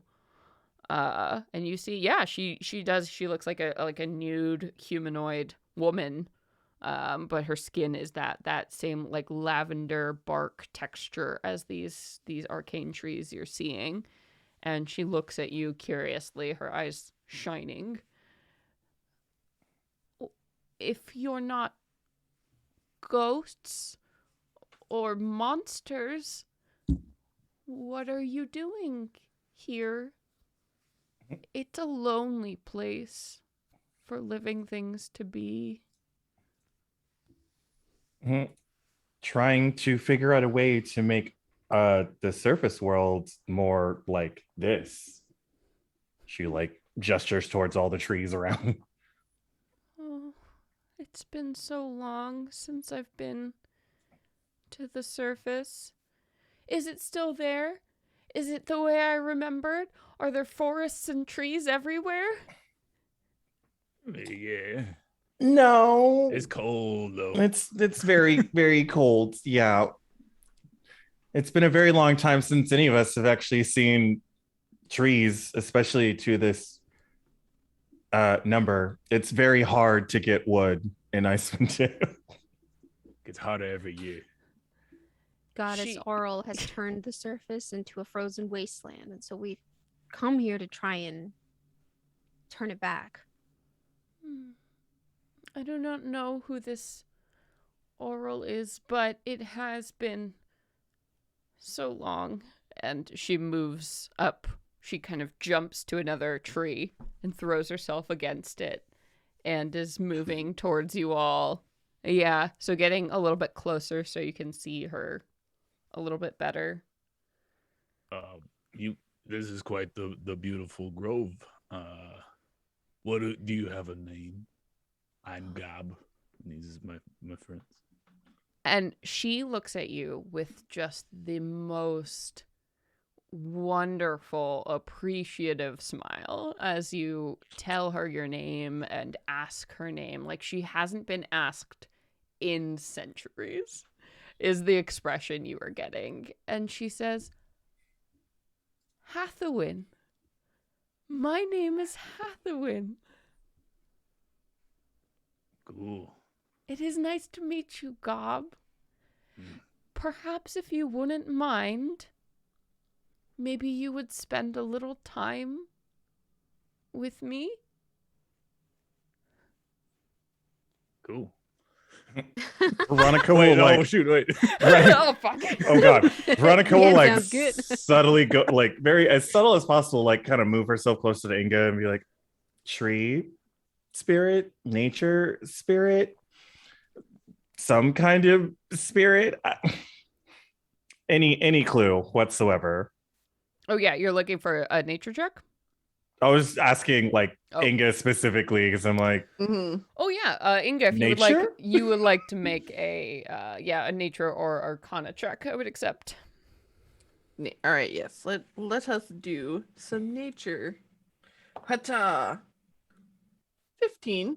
Okay, you are pretty sure Icewind Dale is not famous for its trees or its wildlife, but as a druid, I'm sure you've heard of dryads before.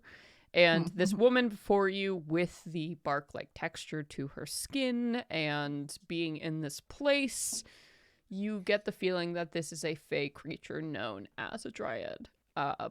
Also, by the way, she's talking about these trees and being bound here. If she was bound to these trees, she could not go far from them. So she may have been trapped here, forced to be here, keeping these trees alive for a very long time, depending on where they came from. I think taking this in, when she hears this individual ask if we'll spend some time with her, I think Inga very kind of eagerly, like, folds her legs in and lays down and asks her, so if you do not know Oral, this winter goddess who has messed with the power and the magic of this land, how did you come to be within this place? Oh, I was bound here a long time ago. These trees, they bear magic fruit, special fruit, and I was kept and made to stay here to keep them alive, and everything fell one day, and so many people died, but I did my job and kept the trees alive, and it's been so long. I can't grow new trees, and I can't go anywhere else.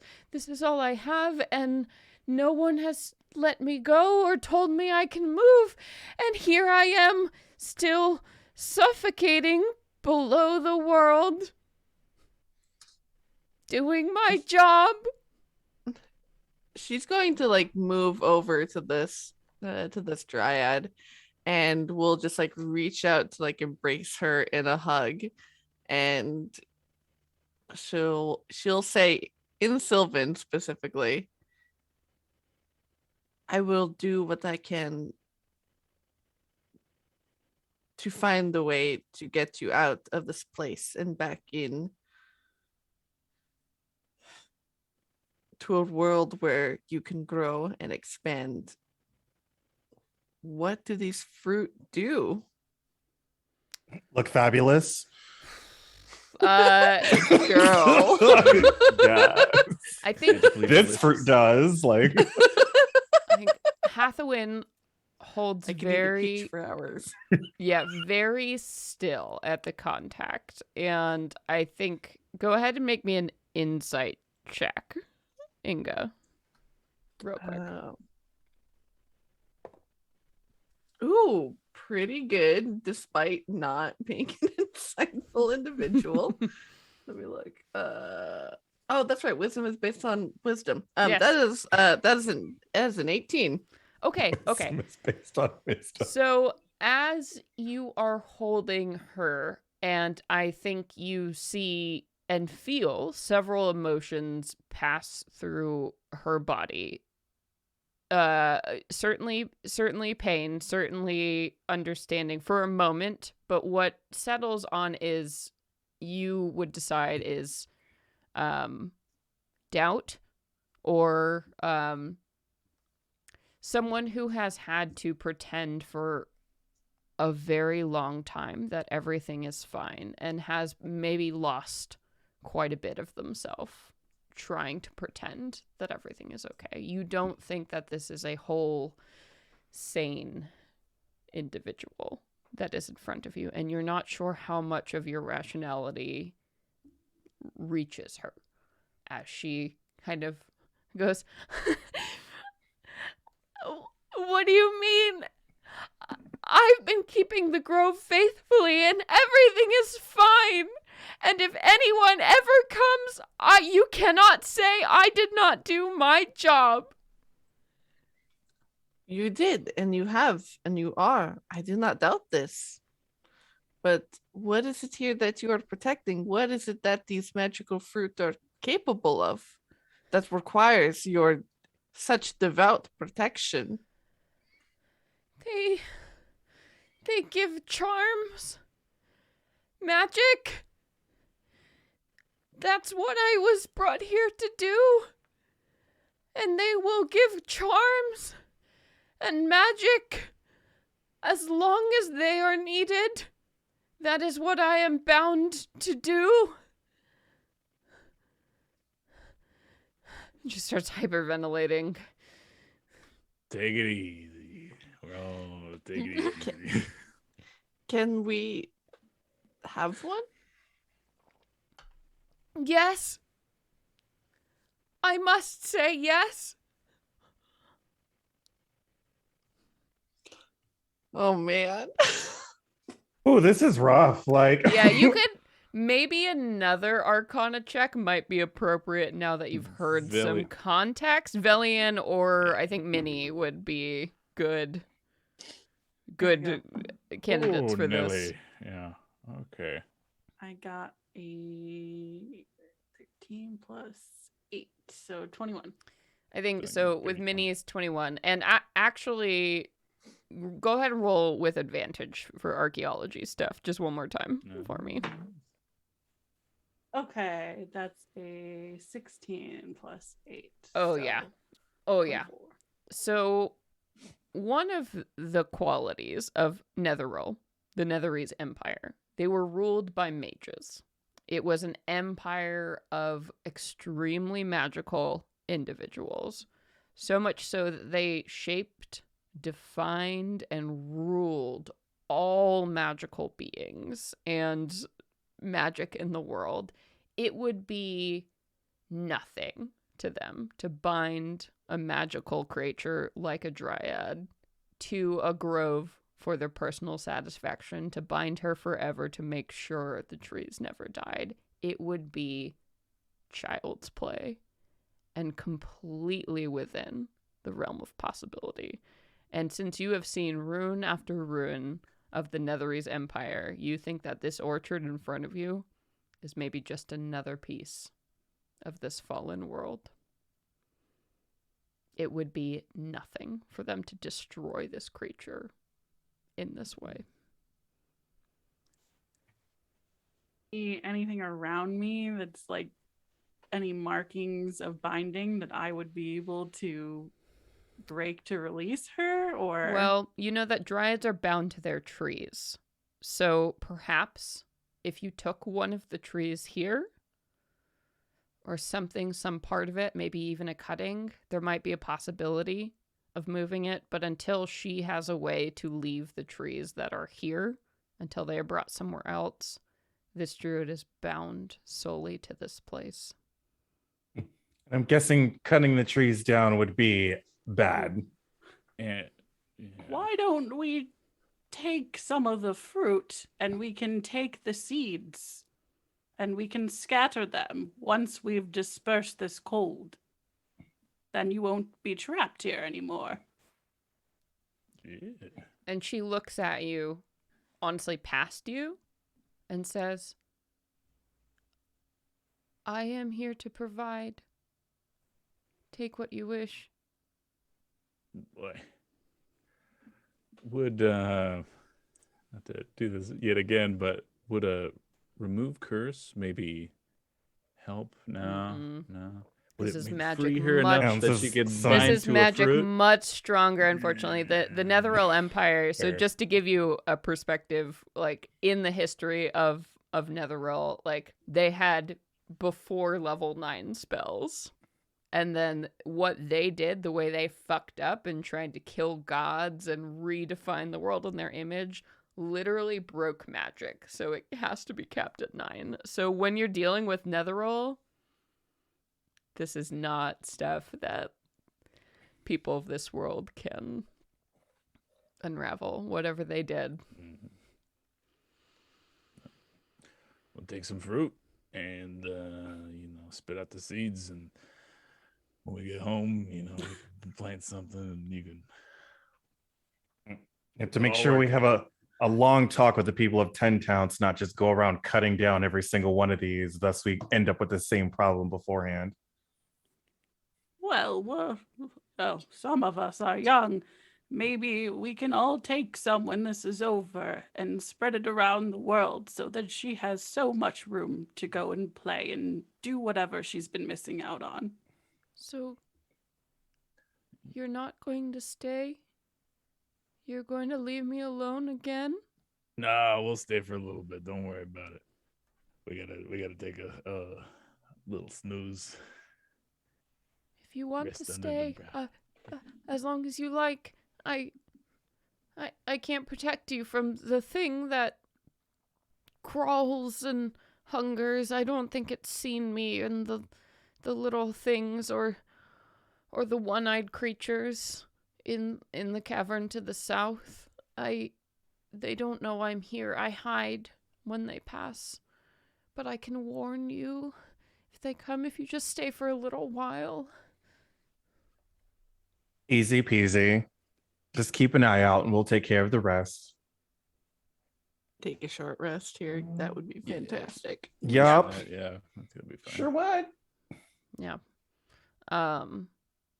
And she will, if you stay, she is delighted, and she will chat about the very limited things she's known, because she hasn't been able to leave this cavern in over 1,000 years. So all she knows in her fragmented state is what has come through here. She can tell you stories of how at one point elves with dark skin passed through here. So drow you would easily be able to recognize. When the drow came back, these one-eyed things followed them into this cavern to the south. There are 4 of them, and they've lived there ever since, and they're very strange. She'll tell you, and they whisper things. She said she thinks they're dead things from far below.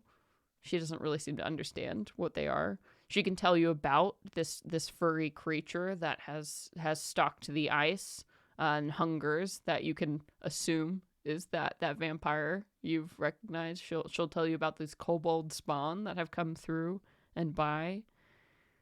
But the worst thing is that to the south, she knows that there is a dead city full of beings that are strange, that are alien, transformed, twisted. That's where those things with the one eyes came from. But that way is Look towards. certain. That's our Has she destination, seen a right? giant body? And she would say no. She doesn't know, but she can't go very far beyond this cavern. But she can tell you that she has vague memories of when the sky was full of sun, and when people came to visit, you know, when lovers sat in her grove, and when mages came before a test and things to her grove. There were big metal things, big metal men that moved about protecting things. There were birds in the sky and clouds and flowers, and she kind of trails off, remembering these things that are so distant.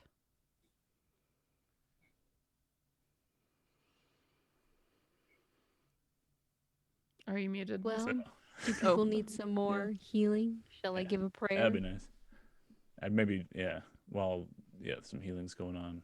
Try to lighten all the Hawthorne, Hathawin. Yeah, old H's. Her spirit's been like, yeah. So, what are your trees' names? Which one's your favorite? Oh, she'll go through it and she'll say, Oh, no. none of them are Oh, my favorite. no. No, you Yeah, None of them yeah. are you my can just favorite." speed along, but yeah. And she does say, she's like, you all have been so kind. If you all would like a pair, they will help you. Yeah. Gobble could scurry up a tree and grab one. Definitely eat one. But she's like, Right. don't eat We've had Don't rations for the Don't eat last. more than one for one, you. because they can make you sick if you have more than one. You've been so kind to her. She'll give you the skinny. If you eat two or more, they fuck your world. But if you each eat one, it'll be cool. So, Gob, why don't you go ahead and roll me a d20? And looks like Gob, you only eat one. I'm like, get it out of your mouth. Get it out of your mouth. I got 14. Okay. So, ooh, nice. So when you eat this pear, you feel it's a charm effect that comes over you. So you get the charm of Cure Wounds. So this charm allows you to cast the Hey. Cure Wounds spell, the 3rd level version, as an action, no component required. Your spell casting ability for this charm is Wisdom, and once used, this charm vanishes from you. So you basically get a free 3rd level use of Cure Wounds. Cool. And I think I. yeah. Wait. If you want to write that down somewhere, not in the Zoom chat, so we can remember, and I can send you that for next time. That'll be good. Well, I think I'll probably use it. I probably, Gob eating it, hopping down from the tree, feeling a little bit. I will say, giddy. right I after think this he'd, scene, you all are gonna level, and then you'll be cool. So that'll be good. So you can keep that for Don't next do it, time. So Gob. don't use it right hold now. on to it. Okay. Don't use it right now. Gonna be a cute. I swear to God, God, don't fucking do it. I will let you have in this grove right now a long rest. She will dutifully protect Excellent. you all. I think Sick. her power is a little bit more than she let on. And will allow you all. She would love if you spent a long rest in this place. Just somebody to talk to after thousands of years of silence Oh yeah. and nothing. Right. She is pretty good, thrilled. yeah. She is thrilled to speak to you all. And she certainly will not mind if you want to take cuttings or saplings or extra pears to plant later. She can't really understand why you're doing it, but as long as you're nice about it, I don't think she allows herself to understand that maybe one day she could leave, but She realizes you've been kind and is letting you take everything she has to offer. Nassim, go ahead and roll me a d20 to see if you're going to eat a pear. What you get? Oh, I'm definitely eating one. And I rolled a 12. Okay, so you get the Charm of Sending. So this charm allows you to cast the Sending spell as an action, no components required. Once used, the charm vanishes from you. So you have a free use of the Sending spell. Extra life link. I rolled a 19. Ooh, with 19, you get the Charm of Purplemancy. The charm allows you to cast the Fairy Fire spell. Violet light only, obviously. DC 18 as a bonus action instead of an action. Okay. No components required. Once you use it, it's done. Nice. 16 for Veronica. Okay. You get the Charm of Lightning Bolt. So the charm allows you to cast the Lightning Bolt spell. Save DC 15 as an action. No component required. Once used, it vanishes from you.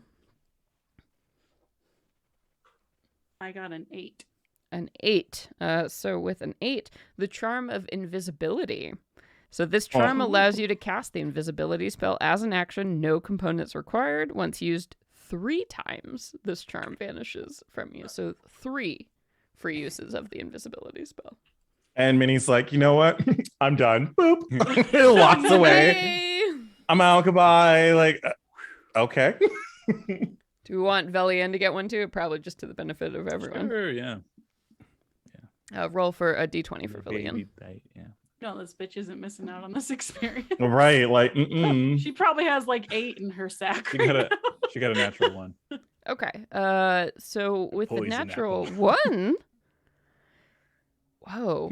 Really? She dies. Okay. No. I did this because I love Right. turning things on their head. So she gets the Charm of Restoration.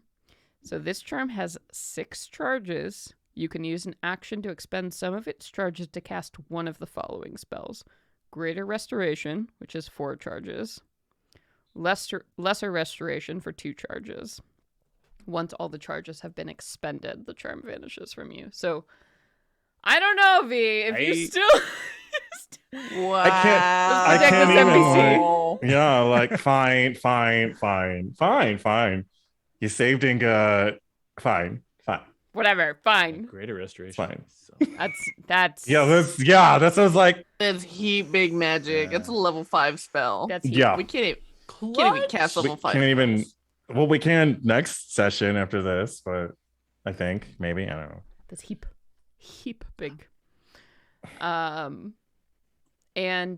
as you all are eating these pears, she will warn you, like, don't eat another one for at least 24 hours, because otherwise you will poop a lot and a horrible cramps. Be a bad time. She said. Oh, Oh God, just a bad ayahuasca trip. So magical. They're so magical. But do you dare me I to, love though? all these like descript horrors that have been in this dungeon, and then you eat 2 pears and you poop so much is the repercussion. Yeah, and she looks at you again with those big eyes, like, I don't want you to suffer like that. She's explaining, and you're like, okay. Magic mud butt. not magic mud, but She will ask you at a certain point, after the mud butt conversation, has rolled along, and she's explained in explicit detail what exactly happens to you after, because she has no filter and hasn't talked to mortals in so long. Right. She's every detail she feels is Angus in important. love. Oh Yeah. my god. And she says, "Can I ask what you're doing in such a horrible place? Mhm. Are you going hopefully, to the city hopefully- below?" yes, hopefully finding a way to stop oil from continuously making everything cold and dead up top. And she looks at you and nods negatively like she has no idea what you're talking. No she idea. hasn't even been. Yeah. She was here before Arl was ever a god. Mm. And she says, "It's a dangerous place. I don't want you to die. You've been so kind. You should be careful."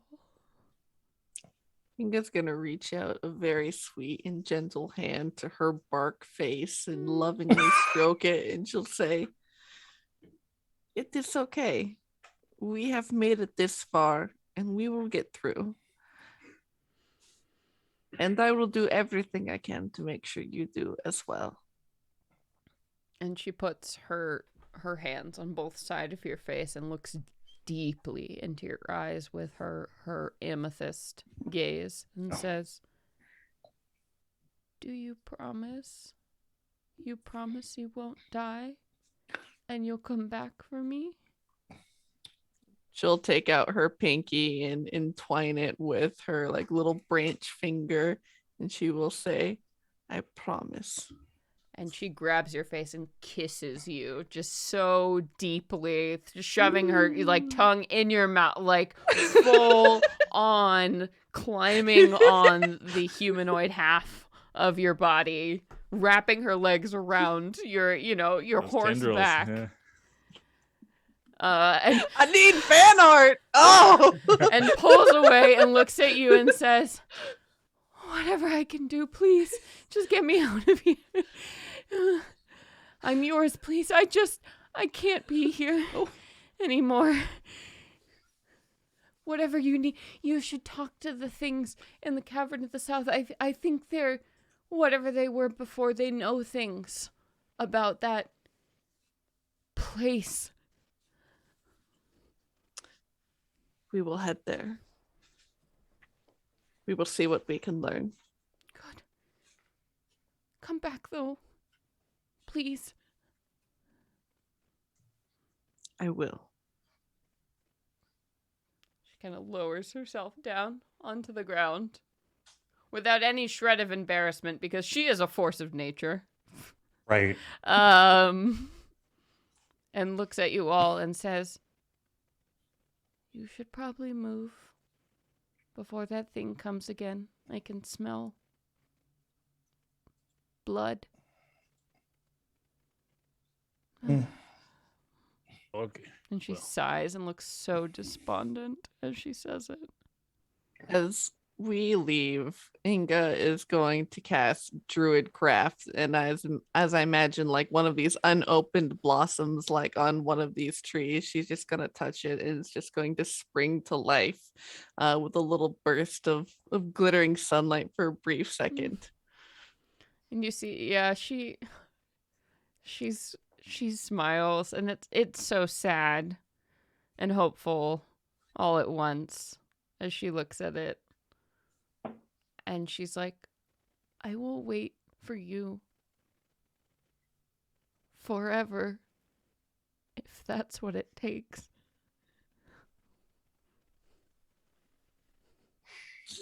Let's go! In the field. Bye. Xena's like elbowing Inga, like, "You're glad you came back now, huh?" Yeah.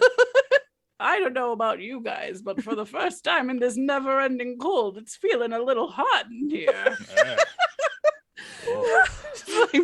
Airing out the jacket. Oh man. We mosey on. Yeah. Thanks for the treats. You Bye-bye. can mosey on towards, so there was this like little cavern towards the south that comes off of this cavern that she was clearly referring to. That's where these one-eyed things are. Otherwise there is a much larger passageway that leads to the south that you can tell like that is going to be the cavern to lead towards this main city. So you do not have to visit these one-eyed things, but she is recommending if you want more information. They seem to know something about what's going on here. Otherwise, there are a few other passageways that lead off towards the west and like down, and you can tell those passages would lead you back, basically deeper into the Caves of Hunger. So those are probably not paths you want to take unless you have a death wish. Or you- Inga would like to ask Velian about these one-eyed creatures. What kind of one-eyed creatures would be hovering around the forgotten city? Let's see. Yeah, she'll roll Are you- a Arcana. Yeah. That's cool. Yeah. Maybe would Minnie. Maybe ask a Minnie instead of the advantage? NPC. Probably. I mean, she's trained in Arcana. I yeah, know. yeah. A Villian would probably give Minnie some assistance if you want to do like a. Oh, sure. Yeah. Get Go ahead and roll. advantage. Well, that's 19 and a natural 20, so 28. Holy shit! Yeah, between the two of you, Thick. you're like, oh, I've heard of. You talk for a bit. One-eyed creatures around the fallen city of a mage, like of Mage City. It can only be one thing: Nothics. Cyclops. So Nothics, you would know, are twisted little things that usually when like a mage dies in isolation or somewhere strange where they're trapped or a product of their own magic, they might, instead of just dying or becoming undead, they might twist into these horrible little aberration things called Nothics, which basically all of their magic internalizes and turns into these strange telepathic and psychic abilities. And unless you piss them off, for the most part, they could be harmless. They do have mind reading abilities, and they're not very strong physically. But if you get a bunch of them together, they might be a danger. But again, they're the product of a fractured mind that is born under stress and duress. So you might be able to get something from them. It might be fragmented information, but it wouldn't be out of the realm of possibility that some of the mages who maybe didn't immediately die in the crash may have been transformed into Nothics. Ooh. Don't they have like a thing with secrets? Remember? Yeah, that? they have so again, yeah, when they die it's usually like if they have arcane secrets to protect or they have other, so they're like the goblins of liches in a in a lot of ways. Yeah. Is sort of what's going on with them, because they have arcane abilities, but if they died protecting a secret or some kind of arcane experiment trauma, you might get a Nothic. They're very weird, mercurial little beings, but always born from mages who have perished from their normal form. Yeah, Minnie will relay all this and be like, well, if we're going to find something that's going to help us against Arl and end this winter, there's a chance we might be able to get something out of them. Maybe not a whole lot, but at least a point in the right direction, maybe.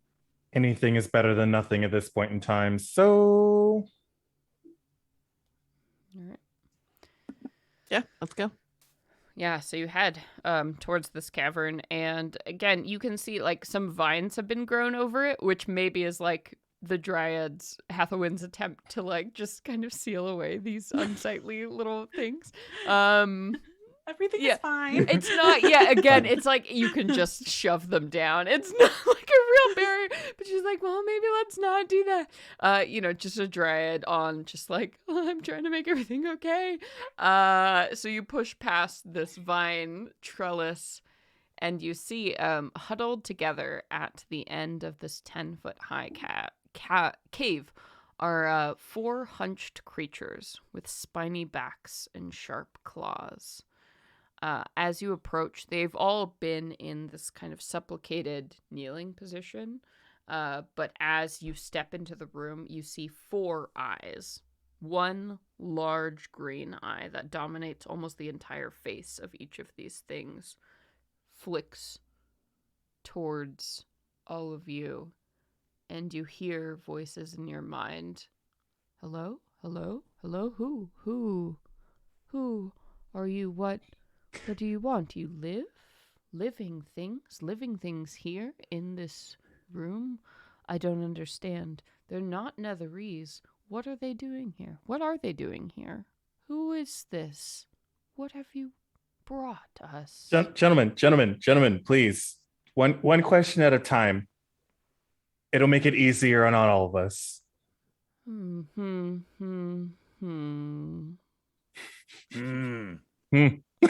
Four voices echoing as one through your minds. They're not saying anything physically, but you are hearing these four echoing thoughts straight through your own. Do they have anything other face, or is it just eyeball? So it's basically this large green eyeball that dominates most of their face, and the rest of it is this desiccated purplish skin, like if maybe a skull was elongated and then drawn over with like almost purple scaly flesh, and you can see these spiny backs moving along where like a human spine would be, and they've become hunched and emaciated. So these things are very vague representations of once they were. When you were looking at like Gollum, who used to be like a humanoid, that's the vibe you're getting from these things. And they are wearing tattered robes, maybe? Cloths. Right. Yeah. You think they were maybe at one point robes is all you can get. The colors have been muddied and dirtied and tattered by literal centuries. Mike Wazowski. No. All I heard was eyeball, and that was the first image that popped into my brain. I was like, no. Oh, man. Why did we choose to come this way? It was the advice that we got from the thing. What? Oh, yeah, Why we are got they questions. here? What do they want? What do Oh, they God, want? What one questions question. do they have? What questions could they have? Hey, Where are they going? We're looking for the city. Which way is the city? What direction? City? You think they're going? Are they going? Could they Yeah. possibly be going to Ythrin? That's where we're going. That's the one. Ythrin, the city fallen. You are going to Ythrin? Ythrin, the city fallen? That is where you are going? Yes. Why? Why do you seek a city so long buried? Why so long buried beneath the earth? So long beneath the earth, long buried. Why? We're looking for some magic that could help us to right the wrongs that have been placed on the surface by Arl.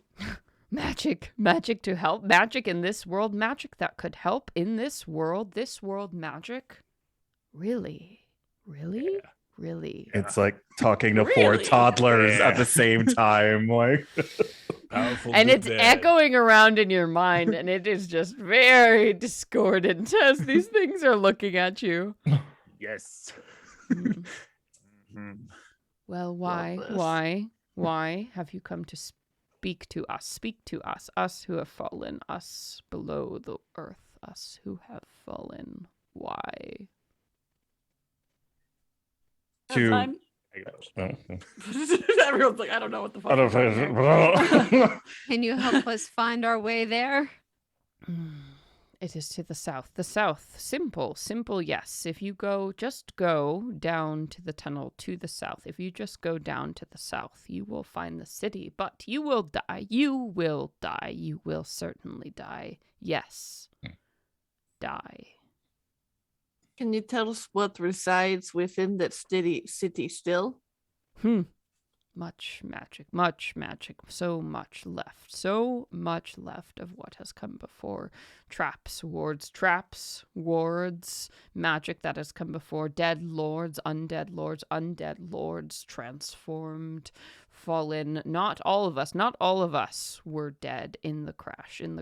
So many of us persisted. What can you expect? What could you expect from so many mages? So many mages like us. What could you expect?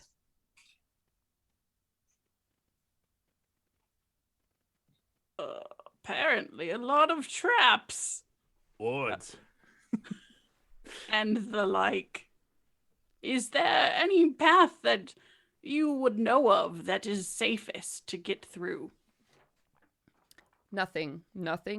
Nothing is safe. You should turn back. If you cannot, because you cannot handle what you will find in the city below.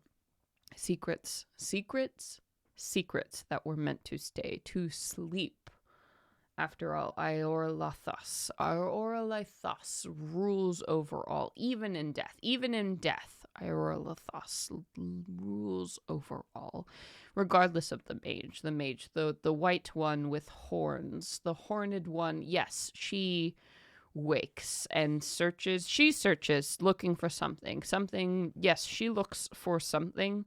The white horned one looks for something in the city, long lost. Would explain why she's down here realistically, looking for whatever it is we're probably looking for to stop her. Yes, and the floating hands. Yes, the hands made of force. The floating hands. Yes, you must watch out for the floating hands that guard the city of this place. And the Mythalar. Yes, the Mythalar. It won't function for beings as incapable. The hands won't function for beings as incapable as you. Yeah, one more time, I swear to God. No. You're hearing four voices just over and over again, assure you. Does Mythalar strike any, like, does that, like, give me an arcana roll with advantage for archaeology. Yeah. Oh, yes, being a nerd. Oh, can Sage roll? Because Sage wants to Sage talk wants about to the know. She can't Mythalar. I got a 19. Okay.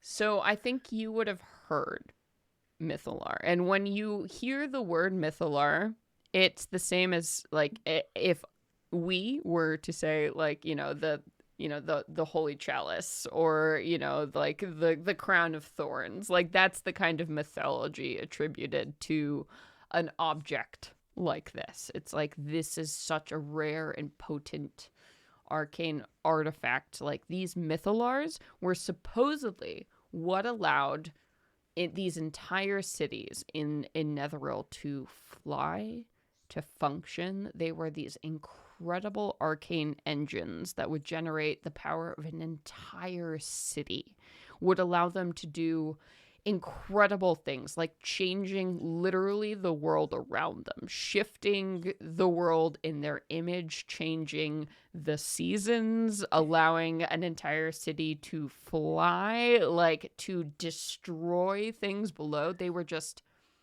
so potent. The Infinity Gauntlet, like these wild things, like these arcane batteries that existed. And Mythalar,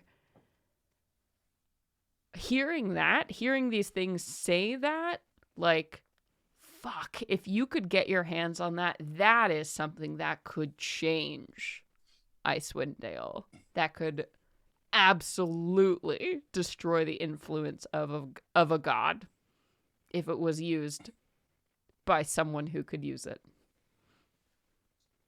I think Minnie's eyes light up and she looks at Velian first and then looks at everybody else. Oh yeah, and Velian goes No. and looks at the rest of you and is like they hold hands and yeah, jump like, around oh, until this is Minnie's it, like, this oh, is it. fuck, Yeah, my like hip. That's ours. Are they actual gauntlets? They did refer to them as hands. no, that seemed to be Floating something else. forces. Yeah. Uh-huh. The hands didn't want us to reach them. Floating hands would, like, stop us or something. We see. We all see. Of course we see. We understand. We see. You are interested in the Mythalar, but you cannot use the Mythalar. You cannot use the Mythalar unless the spindle, unless the spindle is removed, you cannot use the Mythalar. It is in the spire. The spire, yes, it is in the spire. If the spire is not removed, the spindle is not removed from the spire, the central spire, no, you cannot use the Mythalar. You cannot use the Mythalar until it is removed. Well, she's married to the Muffin Man. The Muffin Man. The Muffin Man. She's married to the Muffin Man. They Like, blink their 4 eyes. They don't seem to understand the reference. neither do we. It's fine. Like, So if we go to a big tall tower, it's gonna be at the top of the tower. We gotta pull a plug out of it, and then it'll spin around. And If you give go us- to the central spire, yes, the central spire in the center of the city, yes, the central spire, and removed the spindle. The spindle is the thing that keeps the Mythalar. Yes, the Mythalar, the spindle is what keeps the Mythalar from working. okay, And how do we avoid these hands that want to catch us? You cannot avoid the hands that were made to wander the city. For everything is cast down, and its protections are still active. You cannot stop them. Yes, it is as we intended. Perhaps. But say we did want to stop them. I could throw hands too. Perhaps. You know, right? There was a Gets ritual. quite good at it. There was a ritual long ago. Yes, you must perform a ritual to reach the central spire. Yes, the central spire, you must perform a ritual to reach the central spire. But I cannot. No, I cannot. Can you? No, I cannot remember what the ritual to enter the central spire, to remove the spindle. Yes, the spindle. The ritual to remove the spindle. spire, I in the cannot center, remember. yes. No. No, I cannot remember. Well, shit. Is there anywhere that we could locate this ritual in a written form for us to study? And the 4 eyes shine at you through the dark. If we knew, we would be free, they say in unison. Well, shit. We cannot, and that is why we are stuck. We cannot move, we cannot move beyond this place, and so we waste, and we cannot move, and we waste in this place.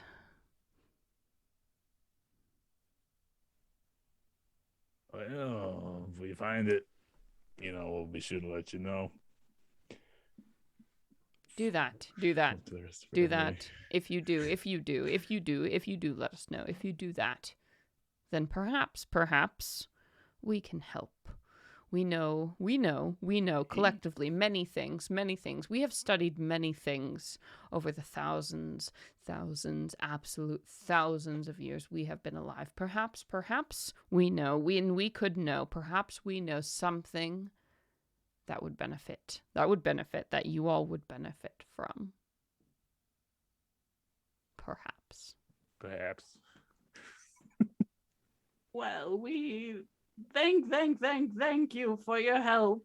Hopefully we'll be able to come up with something. We will be here. If you ever choose to come back. And if you never choose to come back, we will pick your bodies and take. Yes, we will pick through your bodies like the last. Yes, like the last. Everyone who has come through here. Yes, we have tried over and over again. Yes, we have tried. We have taken whatever we can off of these bodies. Yes, to survive. Well, we'll be dead anyway, so Yeah. sounds Yeah. fine to me. Go nuts. Good. We will wait. Yes, we will wait. We will wait here, as we always do, as we have done before. We will wait. And Toodaloo, then. Bye. you will die. And they're whispering to themselves, and you will die, over and over again, talking to Bye, bye, themselves, bye. talking to you. Who even fucking knows who they're talking Yeah. to at this point? As you make your way Man. out. and you can take a very sharp turn towards the south, moving on from whatever the hell that conversation was. Oh man. Conversations That's good. like, oh man. It was okay. First of all, brief moment. Great Yeah. DMing. Great That's cool DMing. I know. That was hilarious and so impressive at the same time. Disturbing. I was like, kinda 4 dying. voices at once talking to you psychically. No idea. That was a Did my very best. informative CD that was scratched to fuck. That is what it probably felt like. So as you head down towards the south, you see that the tunnel opens up into a vast grotto enclosed by gleaming ice. Consigned to this frozen sepulcher is a fantastic city sculpted by ancient magic and illuminated in a haunting way by green and purple light that shed no warmth. The city is slightly tilted, its spires leaning away from you as though recoiling from your presence. You stand atop a causeway of frost-covered ice that stretches towards the city like the dead, frozen tongue of some hideous behemoth out of whose mouth you've just stepped.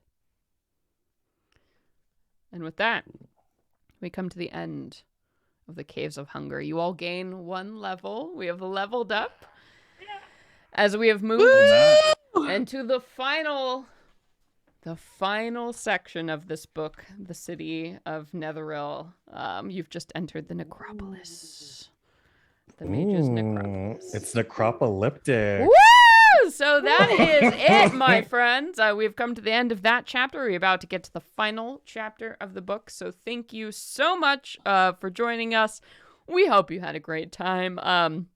Before we say more words, let's pull that dice giveaway winner. So as a reminder, we are giving away a set of dice from RPG Dice, these beautiful jade and bone white beauties. So thank you so much, Joe of RPG Dice, dice spelled with a Y, for donating those. So please do check out Joe's website. Follow on Twitter. Gonna be great shit. Yeah, so who is our winner, Sage? Let's pull it. Deet20 _ if you are here, type !claim in the chat. Yay, let us know you're here. Claim if you are here in the chat. And in the meantime, while we're waiting for that, thank you everybody so much for joining us for episode 19. God, good. I hope you all had a good time. I had a great time finishing this dungeon. So Wow, man. So happy to be out of there. Yeah.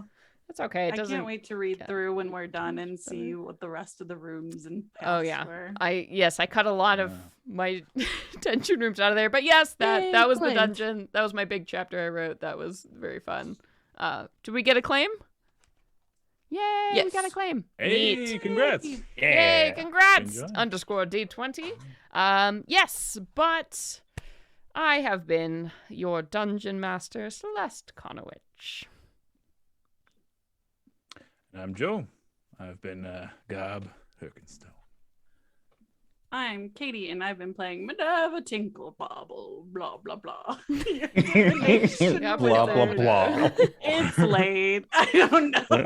We're over it. Whatever. I guess I'm Nassim, and I was your Kalishtar cleric, Xena Arendi.